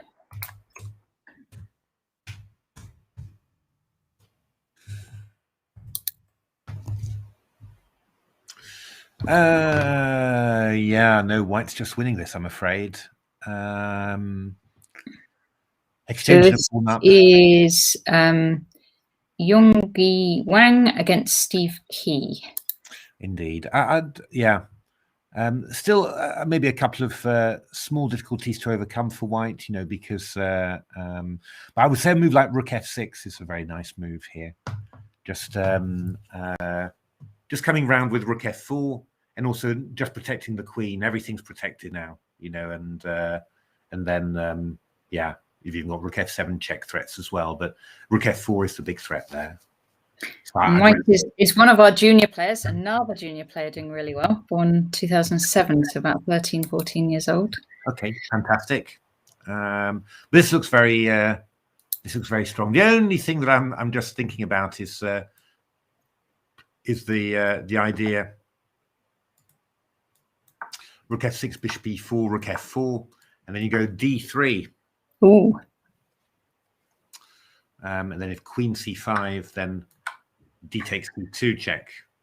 Queen c2, Rook takes d1. But there's various things wrong with that. But I've just seen that McCarthy Stone has beaten Rock Troll there. Okay. So it was, yeah, it was kind of, yeah. I mean, I don't know how, you know, good or bad it was, but it was always going to be a tricky one. And Rock Troll saying, no, hard luck, Rock Troll. It was, I mean, Rook takes e7 would still keep Black in the game, although White's, you know, much better there. But yeah, this is always going to be a horrible position to defend with, you know, the rooks and the bishops attacking like this. Hard luck, Rock Troll. Yeah, you had a really good position there, but just I think this taking on e4 with the rook, I think, was the move that really cost it. Hard luck, Rock Troll. That was really really unlucky. It's yeah, yeah, the dangerous opponent, Jonathan Payne. So Oh yeah, he's strong. And you got him in the thing that he does best, which is attacking. Otherwise, we think that the qualifying grade will be 3.5, because we think that you take the 12th player and you look at what score they're on, and then everybody on that score gets through. And so we think that will be 3.5. But don't always, as always, check it yourself and don't take our word for it, because I have been known to get these things wrong. But I think 3.5. So Frederick the Mate has won. He beat Epic Chess quite early. So excellent. And Ferrari Fan has also won this game with the light square bishops. So against Leo the Rex. So we've got a few more qualifiers there. Checkmate a lot thinks it's the same as what we just said as well. So that's Checkmate a lot's good. He's reliable on this stuff. He knows what's what. So Whimsical Jam, now looking very good for Whimsical Jam. So I think we can expect that Whimsical Jam will win this, which will take him through if our theory is correct. If our theory is correct. Yeah, everyone thinks 3.5 is going to be good. Yeah, that sounds reasonable, doesn't it? So what have we got here? The Cypriot trying really hard to make something of this position, but I don't think there's much to be done now. I think Cypriot is now a little bit worse. As always, can always happen. You can overcook these things, and yeah, knight a3, knight b6 is actually just very strong for white now. So it looks like Andy Chavez has got the best chances from this game at the moment to get through. But of course, anything can happen. Lekos is a little bit short of time, actually. That is true. Yeah, no, that's true as well. Lawrence, fighting on valiantly, but 3 pawns down now, and also the b2 pawn hanging. So I think this is Slippery Penguin getting on. Oh, a piece up. No, not a piece up. No, Slippery Penguin is doing very well. I think the thing is his rook's a little bit trapped on h7 there, funnily enough. But I don't think that black can really take advantage of it. I think black will need to release that rook in order to do something, and then it'll all be too late. But still some technical difficulties for Slippery Penguin, but looking pretty good in general. Ami Abbas, black's managed to get some passed pawns, but white should also be very dangerous there. So you would expect this to be a win quite soon as well. Any other people that we haven't seen? Yeah, I'm just looking up. I'm a pickle. Sorry? Just looking up. I'm a pickle. Right, yes, I'm a pickle still playing against Ryby. Almost as many E's as Agard's A's. And so these could qualify if one of them wins. 1, 2, 3, 4, 5. 1, 2, 3, 4, 5. So equal material. Black, it feels like black's more comfortable, but white does have 3 passed pawns, 3 pawns on the queen side to 1. So I'm slightly doubting that feeling actually. Black to move. I don't think black's got anything remarkable here. Couldn't you take on e2 and bishop d? I go king e3. I mean, the most sneaky move I'd like to play is bishop c2. Going for knight g2 and rook d2. Indeed, because if you go there, then as you pointed out, ruining the effect. We've got this one. Although that would actually be still quite unclear, actually. c6. Bishop e4. Rook b8 check. King g7, c7.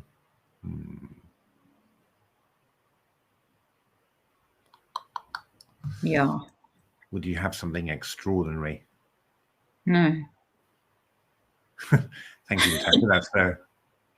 That's what I was wondering about was knight f4, c7, bishop d3. You know, just with the old bishop d3, rook d1, but that's just rubbish, probably. So, yeah, I don't know. I think these pawns were quite dangerous. I think I'd much rather be white in this position, thinking about it. So, I'm a pickle. Probably quite good chances there.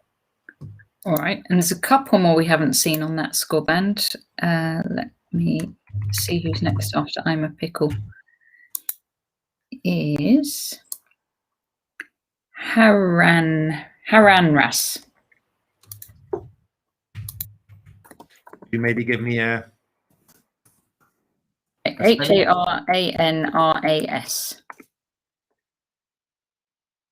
I have to say it again. Haran. RAS, but it hasn't come up actually when I've just typed it now. You might be finished then. Yeah. Oh, there's a few more results just come in now. Actually, it has finished, and white won, and then Adam Siklowski beat Emil Steiners as well. Okay, yeah, I was just. And then that's all the ones I think in the qualification zone. Right. Oh, quite a few results indeed. So, so Amir Abbas. Oh God, they're saying 12 people can still make 4+ points. Is that right? I thought I'd looked at it earlier, and I thought as long as somebody drew on 3. Oh, but nobody's drawn on 3 yet. Okay. Oh, good Lord. Okay, we might have been misinforming you all then. Yeah. Okay, and you'd need it depends on board 2 as well, because if oh no, it doesn't. 4.5. Yeah, no. Board 2. If board 2, so for it to be 4, you'd need board 2 to draw, and board 7 and 8 to both be decisive. Are you sure about that? No, not at all. Wouldn't it be that board 2 would have to be because then if that's board be one is decisive, that helps, because then one of them's down on 3.5. Yeah, that's the one that really helps, I think. Yeah, any one of those 3 I think can be fine. Okay. So you need either one draw out of 7 and 8 or a win on board 2. Yeah, I mean, Amir Abbas is definitely winning. So, I mean, that's definitely going to be decisive. Yeah. The Slippery Penguin against Jay Cranston. It's not those ones that matter, though. It's not those. It's the... Oh, sorry. No, apologies. It is. So that needs to be just... we would want it to draw to bring the score down. Yeah, but I think that Edson Xu is going to win that, I would have thought. Okay, so we want board 2 to be decisive to get loads of people through. Okay. Well, we're checking on that one again then. Board 2. This is Ian Kalani against Harry Greaves. So Harry was pushing, but now actually he's going to end up, or he's got the risk of ending up a pawn down here.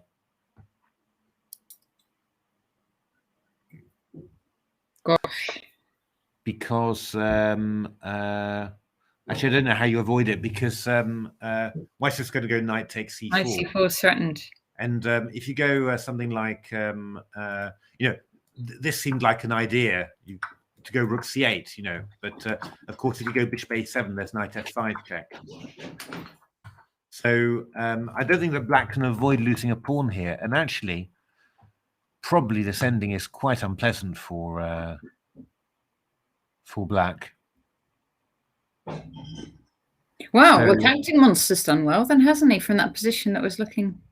Yeah, no, he's done very well. He's played very solidly all the way through, and I wasn't really sure about his moves, but he's come out, you've got to say, the result is the important thing, and he's come out with a very good position there. So,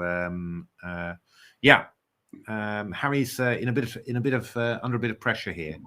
So I'm going to cheer for one player or the other, because I want to see loads of people qualifying. Well, yes. I mean, so I'm going to start cheering for white here now. Okay. It's I don't. Yeah. Yeah. I know we don't normally take sides. It's only just to let a whole load of people through. Indeed. We'll have a look. I mean, I would normally expect Harry to be able to save this. He's good defender. Yeah, so would I. He's very, very, very, very strong.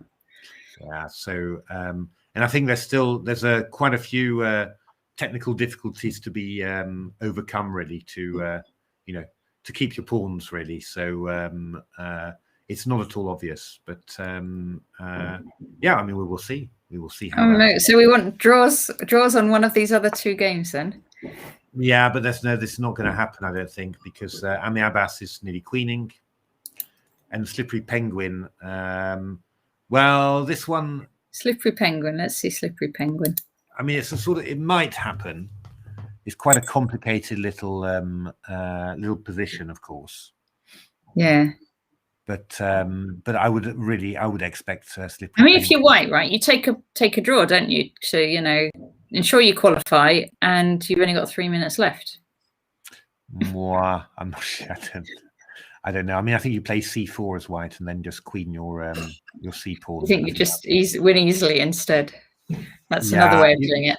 You are winning. I think you are winning fairly easily. It feels a little bit risky and all that, but I think white is just winning here. So I would really, under those circumstances, you really encourage the opponents to carry on and play. But yeah, I mean, we'll see how that goes. But C4 is a good move. I mean, White's played White's played a very nice game actually. It's really praiseworthy. So it'd be lovely if he could finish this off with a good performance there. Yes.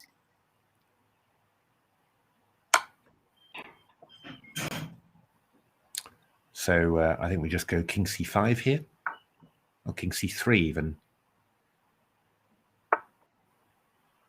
Yeah, now somewhere around here we should be getting a fork. Yeah, Knight D5 will probably be quite a good fork. Because if King G8, we go Knight E7. Yeah. So yeah, so it's going to be a bit hard to. Knight E5. Yeah, Rook H8 check. Rook H8 check. Yeah.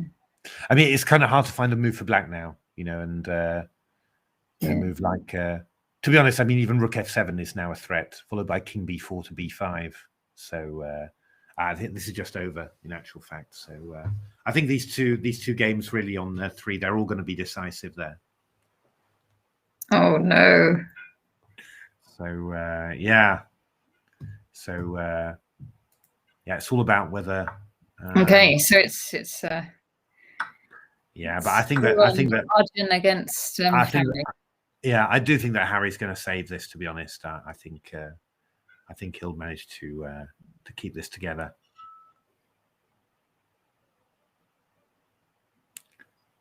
He's managed to split the white pawns, which is quite nice. And now the question is, how do you do this? I mean, Bishop D2, Rook A4, presumably tries to keep the pawns. Bishop C5, Rook A4 again, maybe Rook B8 afterwards. Something like that. Yeah. Sort of feel that that black should be able to do it, but not an easy task. It's going to be a bit of sweating for black and a bit of good defense there. So yeah, Lawrence looks like black's going to bring home the game here. Yeah. Shabs against the Cypriots. This is looking again very difficult for black.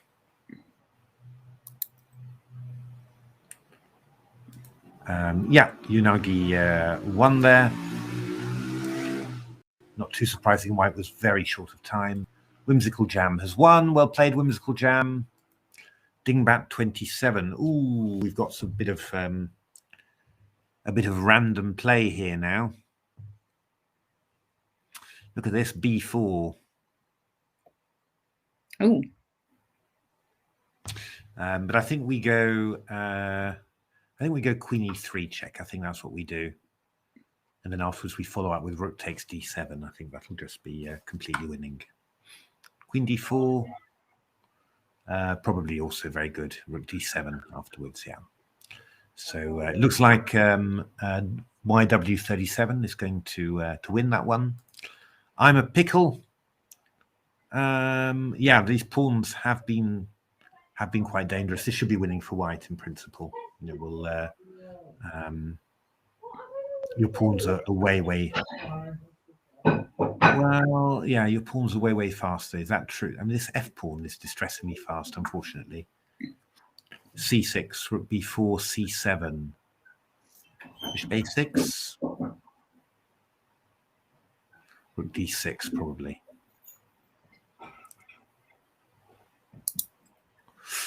If this c7 move works, then that's extremely useful. Slippery Penguins 1. Okay, Whimsical Jammers 1. Well done, Slippery Penguin. That was very good. A very good win, I think. Yes, well played. Yeah. So it's just two crucial games on in terms of what the score is. That's right. I mean, Abbas is nearly finished and winning, and now we've got. But now I think this is going to be a draw. Now I think rook a8 here now.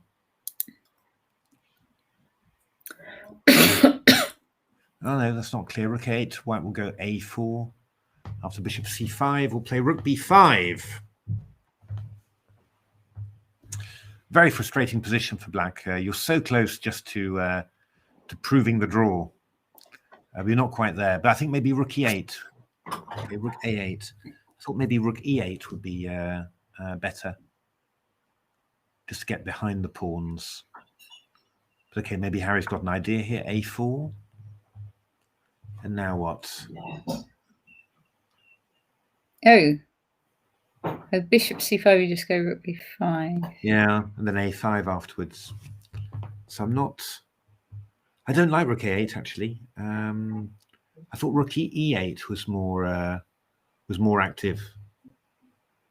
Just I just wanted to go rook here. Yeah.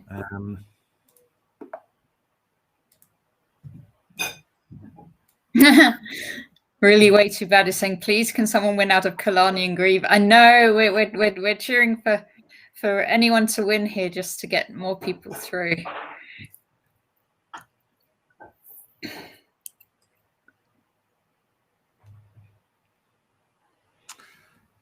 They're both qualified whatever happens. Is that right? They definitely both qualify if they yeah. No, they are both qualified. Yeah. Whatever happens. Yes, they are. Yeah. But that still one of them wouldn't give up that. But yeah, well, I don't know. Like all these people on 3, they were all qualified. If they drew, they were both qualified, right? It only needed one draw in that score band for everyone to go through. So you'd have thought at least one of them would have a quick draw. I just assumed it. But no, they're all decisive.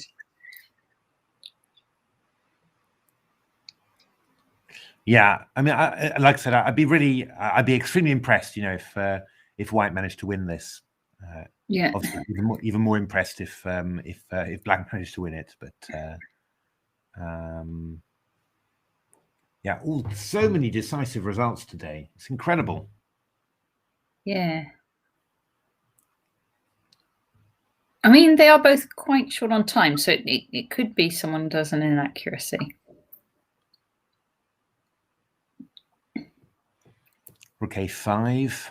So threatening bishop c3 there. So yeah, I'm not quite sure what that move knight c7 was, unless White's He's going for a trick. He wants to go rook b7 and knight e6. Yeah, black would just play king e6. I mean, you could go rook b5, rook a4, rook g5 check, but that would actually that would be possible. I mean, you could go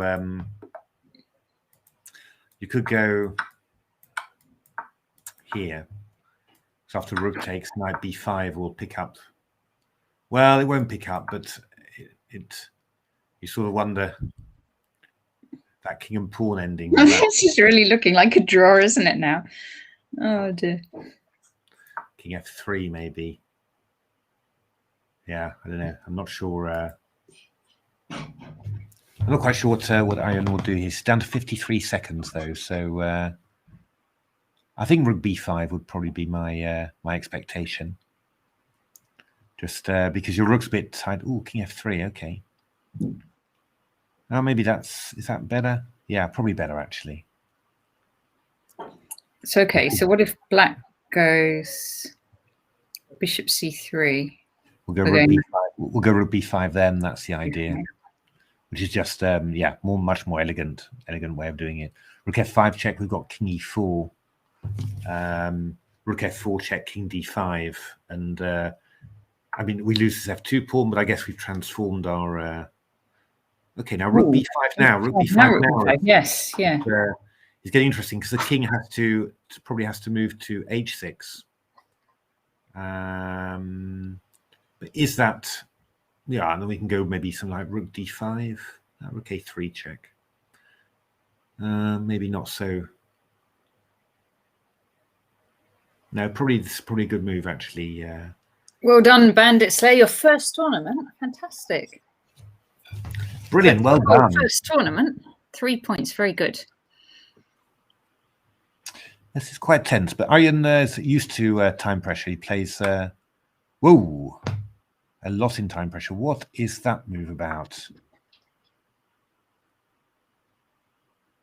That's a bit of a loose move there, really. Knight D6 is still possible. Bishop C5, Rook B5. But feels a bit, oh. Now maybe Knight D6 really is the idea. Arjun practically lives in time pressure. Hi, Woldsman. It's very tense here because we want this game to be decisive. One way or the other. We don't mind who wins. We just want it to be decisive. And that's because we want more players to qualify. Yeah, it's quite amazing that nobody took a draw or nobody drew even. Because it does guarantee it. Even if one lot of them drew. Yeah, but I think both the players go through. But looking at the pairings, the rating differences were quite large. Yeah. On 3 points, it was really a couple of 100 points each time. So okay. But I think Harry is definitely. Knight B7. That's the idea. Okay, forcing away that rook. But this is not good. I think we'll go G4 check now with, or even Rook E5 with Black. I mean, White's actually got to be careful here. Because that bishop can be very dangerous. Yeah. Well, I don't mind if Black wins. That's fine. Nah, but I just changed sides at a moment's notice. Yeah. I think White might just end up playing Rook A6. That's a bit passive. C5 now. C5 now, yeah. Okay. C5 is strong. C5 is strong. That was a bad move. That was a bad move from Black there. That was a really bad move. Check. I think we should just go King G2 now. Probably. King G2. Not take that because that keeps their pawns together. So yeah. I think FG now, yeah. And the problem is Black's going to get. Oh, well, no. Okay, King G2. Probably it's fine. I'm sorry, I'm getting overexcited here. King G2 is this is problems for Black. Black could go Rook F6. No, it's Rook takes D4. Oh yeah. So Black's in big trouble here because we go Rook B6 now. Rook B6. And then if Rook takes A4, we just queen our C pawn, do we? I think we're going C6 then. Yeah. Okay. I think that's quite dangerous.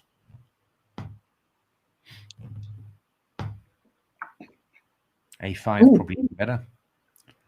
A5. Oh, this is exciting. So, Rook B6 threatened. King F5. Okay, we go Rook B6 now.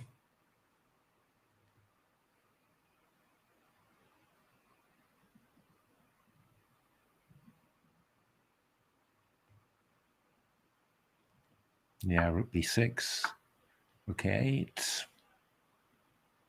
And then what? Knight D6 because it's check. Oh, what about just C6? Yeah, bishop e5, I suppose you'll do, won't you? But feels decent.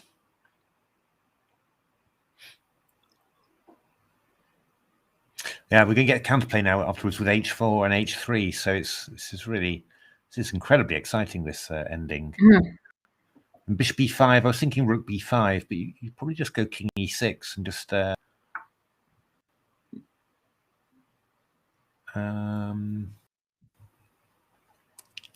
how do you do this? a6 h4. It's going to be, your king's going to be really restricted there. You know, it's a little bit.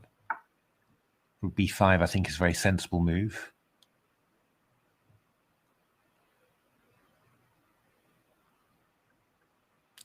But yeah, I mean, king e6 would be is one idea, but maybe knight c5. You could go a6, and they can't take it because you get a fork. Sorry. You could go a6 then. Yeah, you can do that. Your pawn's already protected, so I don't know whether that's it's progress or not. That's progress. Ooh, that's risky. My goodness me. That is really risky. You would have thought that. You're looking at c7 now. Yeah, you would have thought really that that's the move.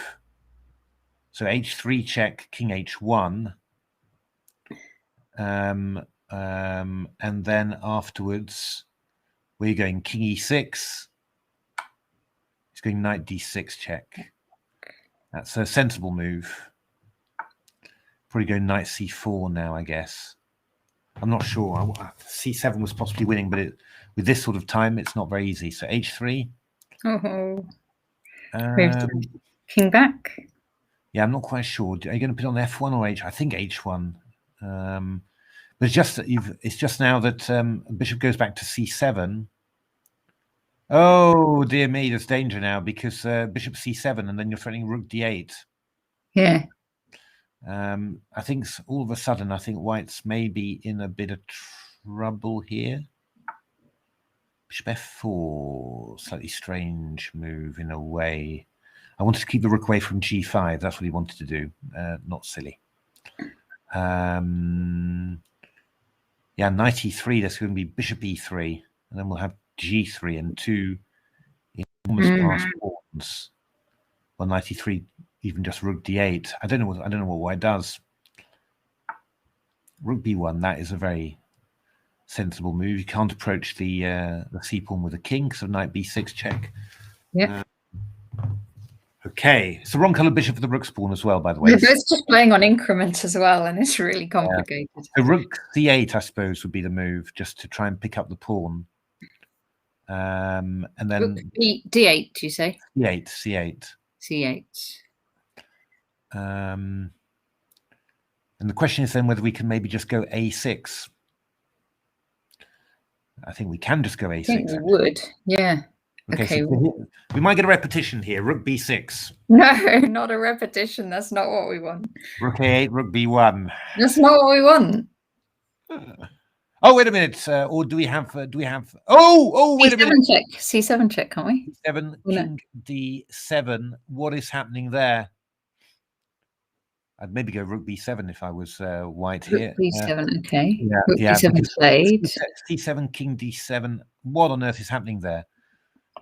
Is there some way to make this? I don't know. I don't know whether it's possible. I mean, I could have gone c7 check, king d7, rook g6, just to try and get rid of some pawns. That would not have been stupid. But I think, is Harry going to go rook a6 now? He is. He has. But isn't c7 really strong now? Is it? C7's played. Because rook c6, I've got rook b6. This is going to be decisive. What about king? Knight b6 check. Knight b6 check. So, yeah, you're going to get your decisive result here, I think. Oh, good. That's what I want. Unbelievable. Aryan, what an impressive performance there. C7, knight b6. Says really way too bad. C7, rook b6. Arjun. Oh, come on, white. Or black. Okay, piece up now. Yeah, so you just got to keep your nerve there.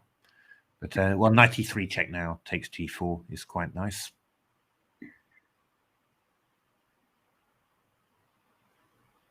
We don't even need to rush. I mean, you could also just go king h2. I'm impressed they're both playing for a win, I have to say. I go 90, yeah, probably maybe king h2, and then after rook f6, I go 93. But this is very safe. So king d6, maybe rook c3, and then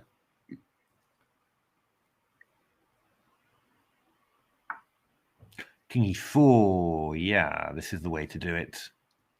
Rook c4. Can tell he's a good blitz player. Yeah. Take e4. So king f3.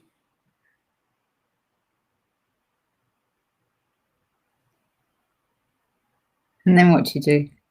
Yeah, I'm wondering about going knight e5 to c6. Actually, that would what I'm wondering about. But I'm not quite sure about it. Okay. Oh, he didn't do it. Okay. So king h2 now. I think is simple. Rook f7. That's another very sensible move from black.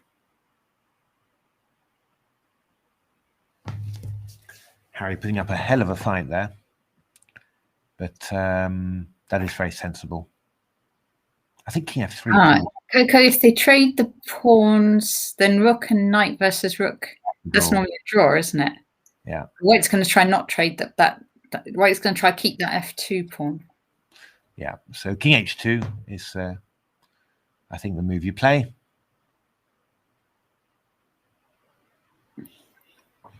And then afterwards, you're going to have to work out how you're going to bring your knight around.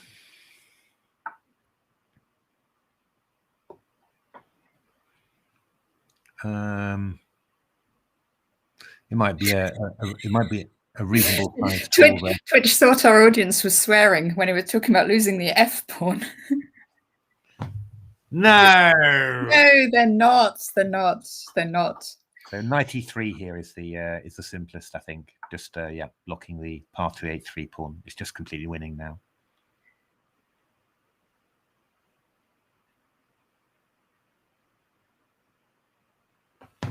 Very impressive game from Marion. I mean, Harry was really trying to win it. Yeah, I mean, big credit to him as well. But very impressive from Marion with little time here, and it just looks like he's just going to finish it off. So king h3, king g2, or king h3, king g3, probably. All good.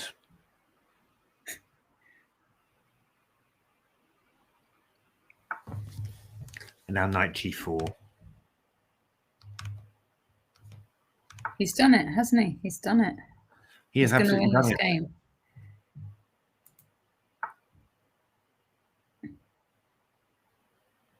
No, rock troll. Rook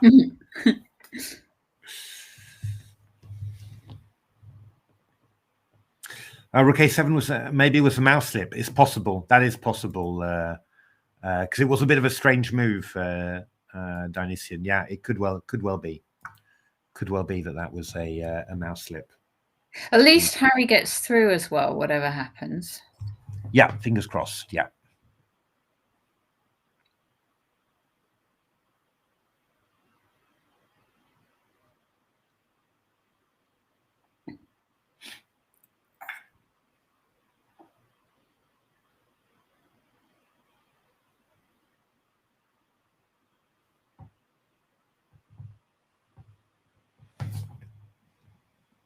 Oh, yes, it should now be a win, right? Amir Abbas has won as well. So this is really the last. This is it. This is the important game. This is the last game, yeah. Hi, Kingstar. Hey, Kingstar. So rook e7 now, yeah. Yeah, this is very good technique, actually, I have to say. Very good technique. And now we go f5. Then bring the king up to f4.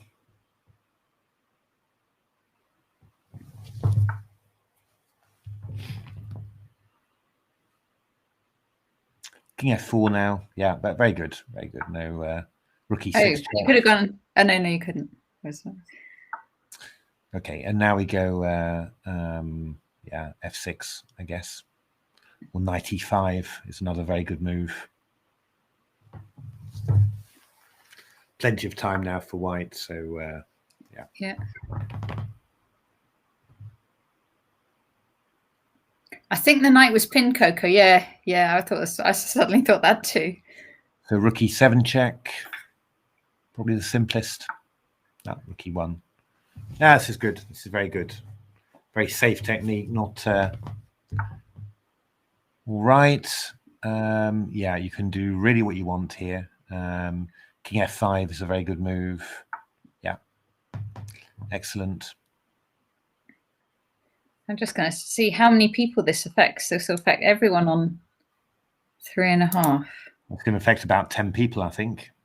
It'll mean white wins. Hard luck, Harry. Well fought. 2, 3, 4, well 5, 6, 7, 8, 9. Yeah, extra 10 people get through. So that's fantastic news for those 10. Very good, very good, very good. I'm really pleased, actually. Yeah, thank you, Arjun, for play. Because I mean, you know, both players didn't have to play for a win there. That no, yeah, no, very impressive, very impressive from both. And yeah, fingers crossed that they're both in the final. And yeah, you can enjoy and see them play there. Yeah. So yeah, well played all the qualifiers there. Well done, really way too bad. Oh, now are you going to play them in the under 14s? Okay. Well, good luck. Good luck. And yeah, so the actual championship starts on Friday, but we will be joining you again tomorrow for it's some kind of, is it Blitz or Rapid? Tomorrow. Is it Rapid final? No, it's not Rapid final, is it? It's I think it's the Blitz final, actually. Or the Bullet final. Blitz, I think. Okay. Open Blitz final is what I think it is that we are doing tomorrow evening at 7. So that should be lots of fun. Congratulations to everyone who got through and everyone who were having their first tournament did well. Everyone who played, and yeah, looking forward to seeing you all in the finals starting Friday. Fantastic. See you then. Thank you for watching. Thanks for watching.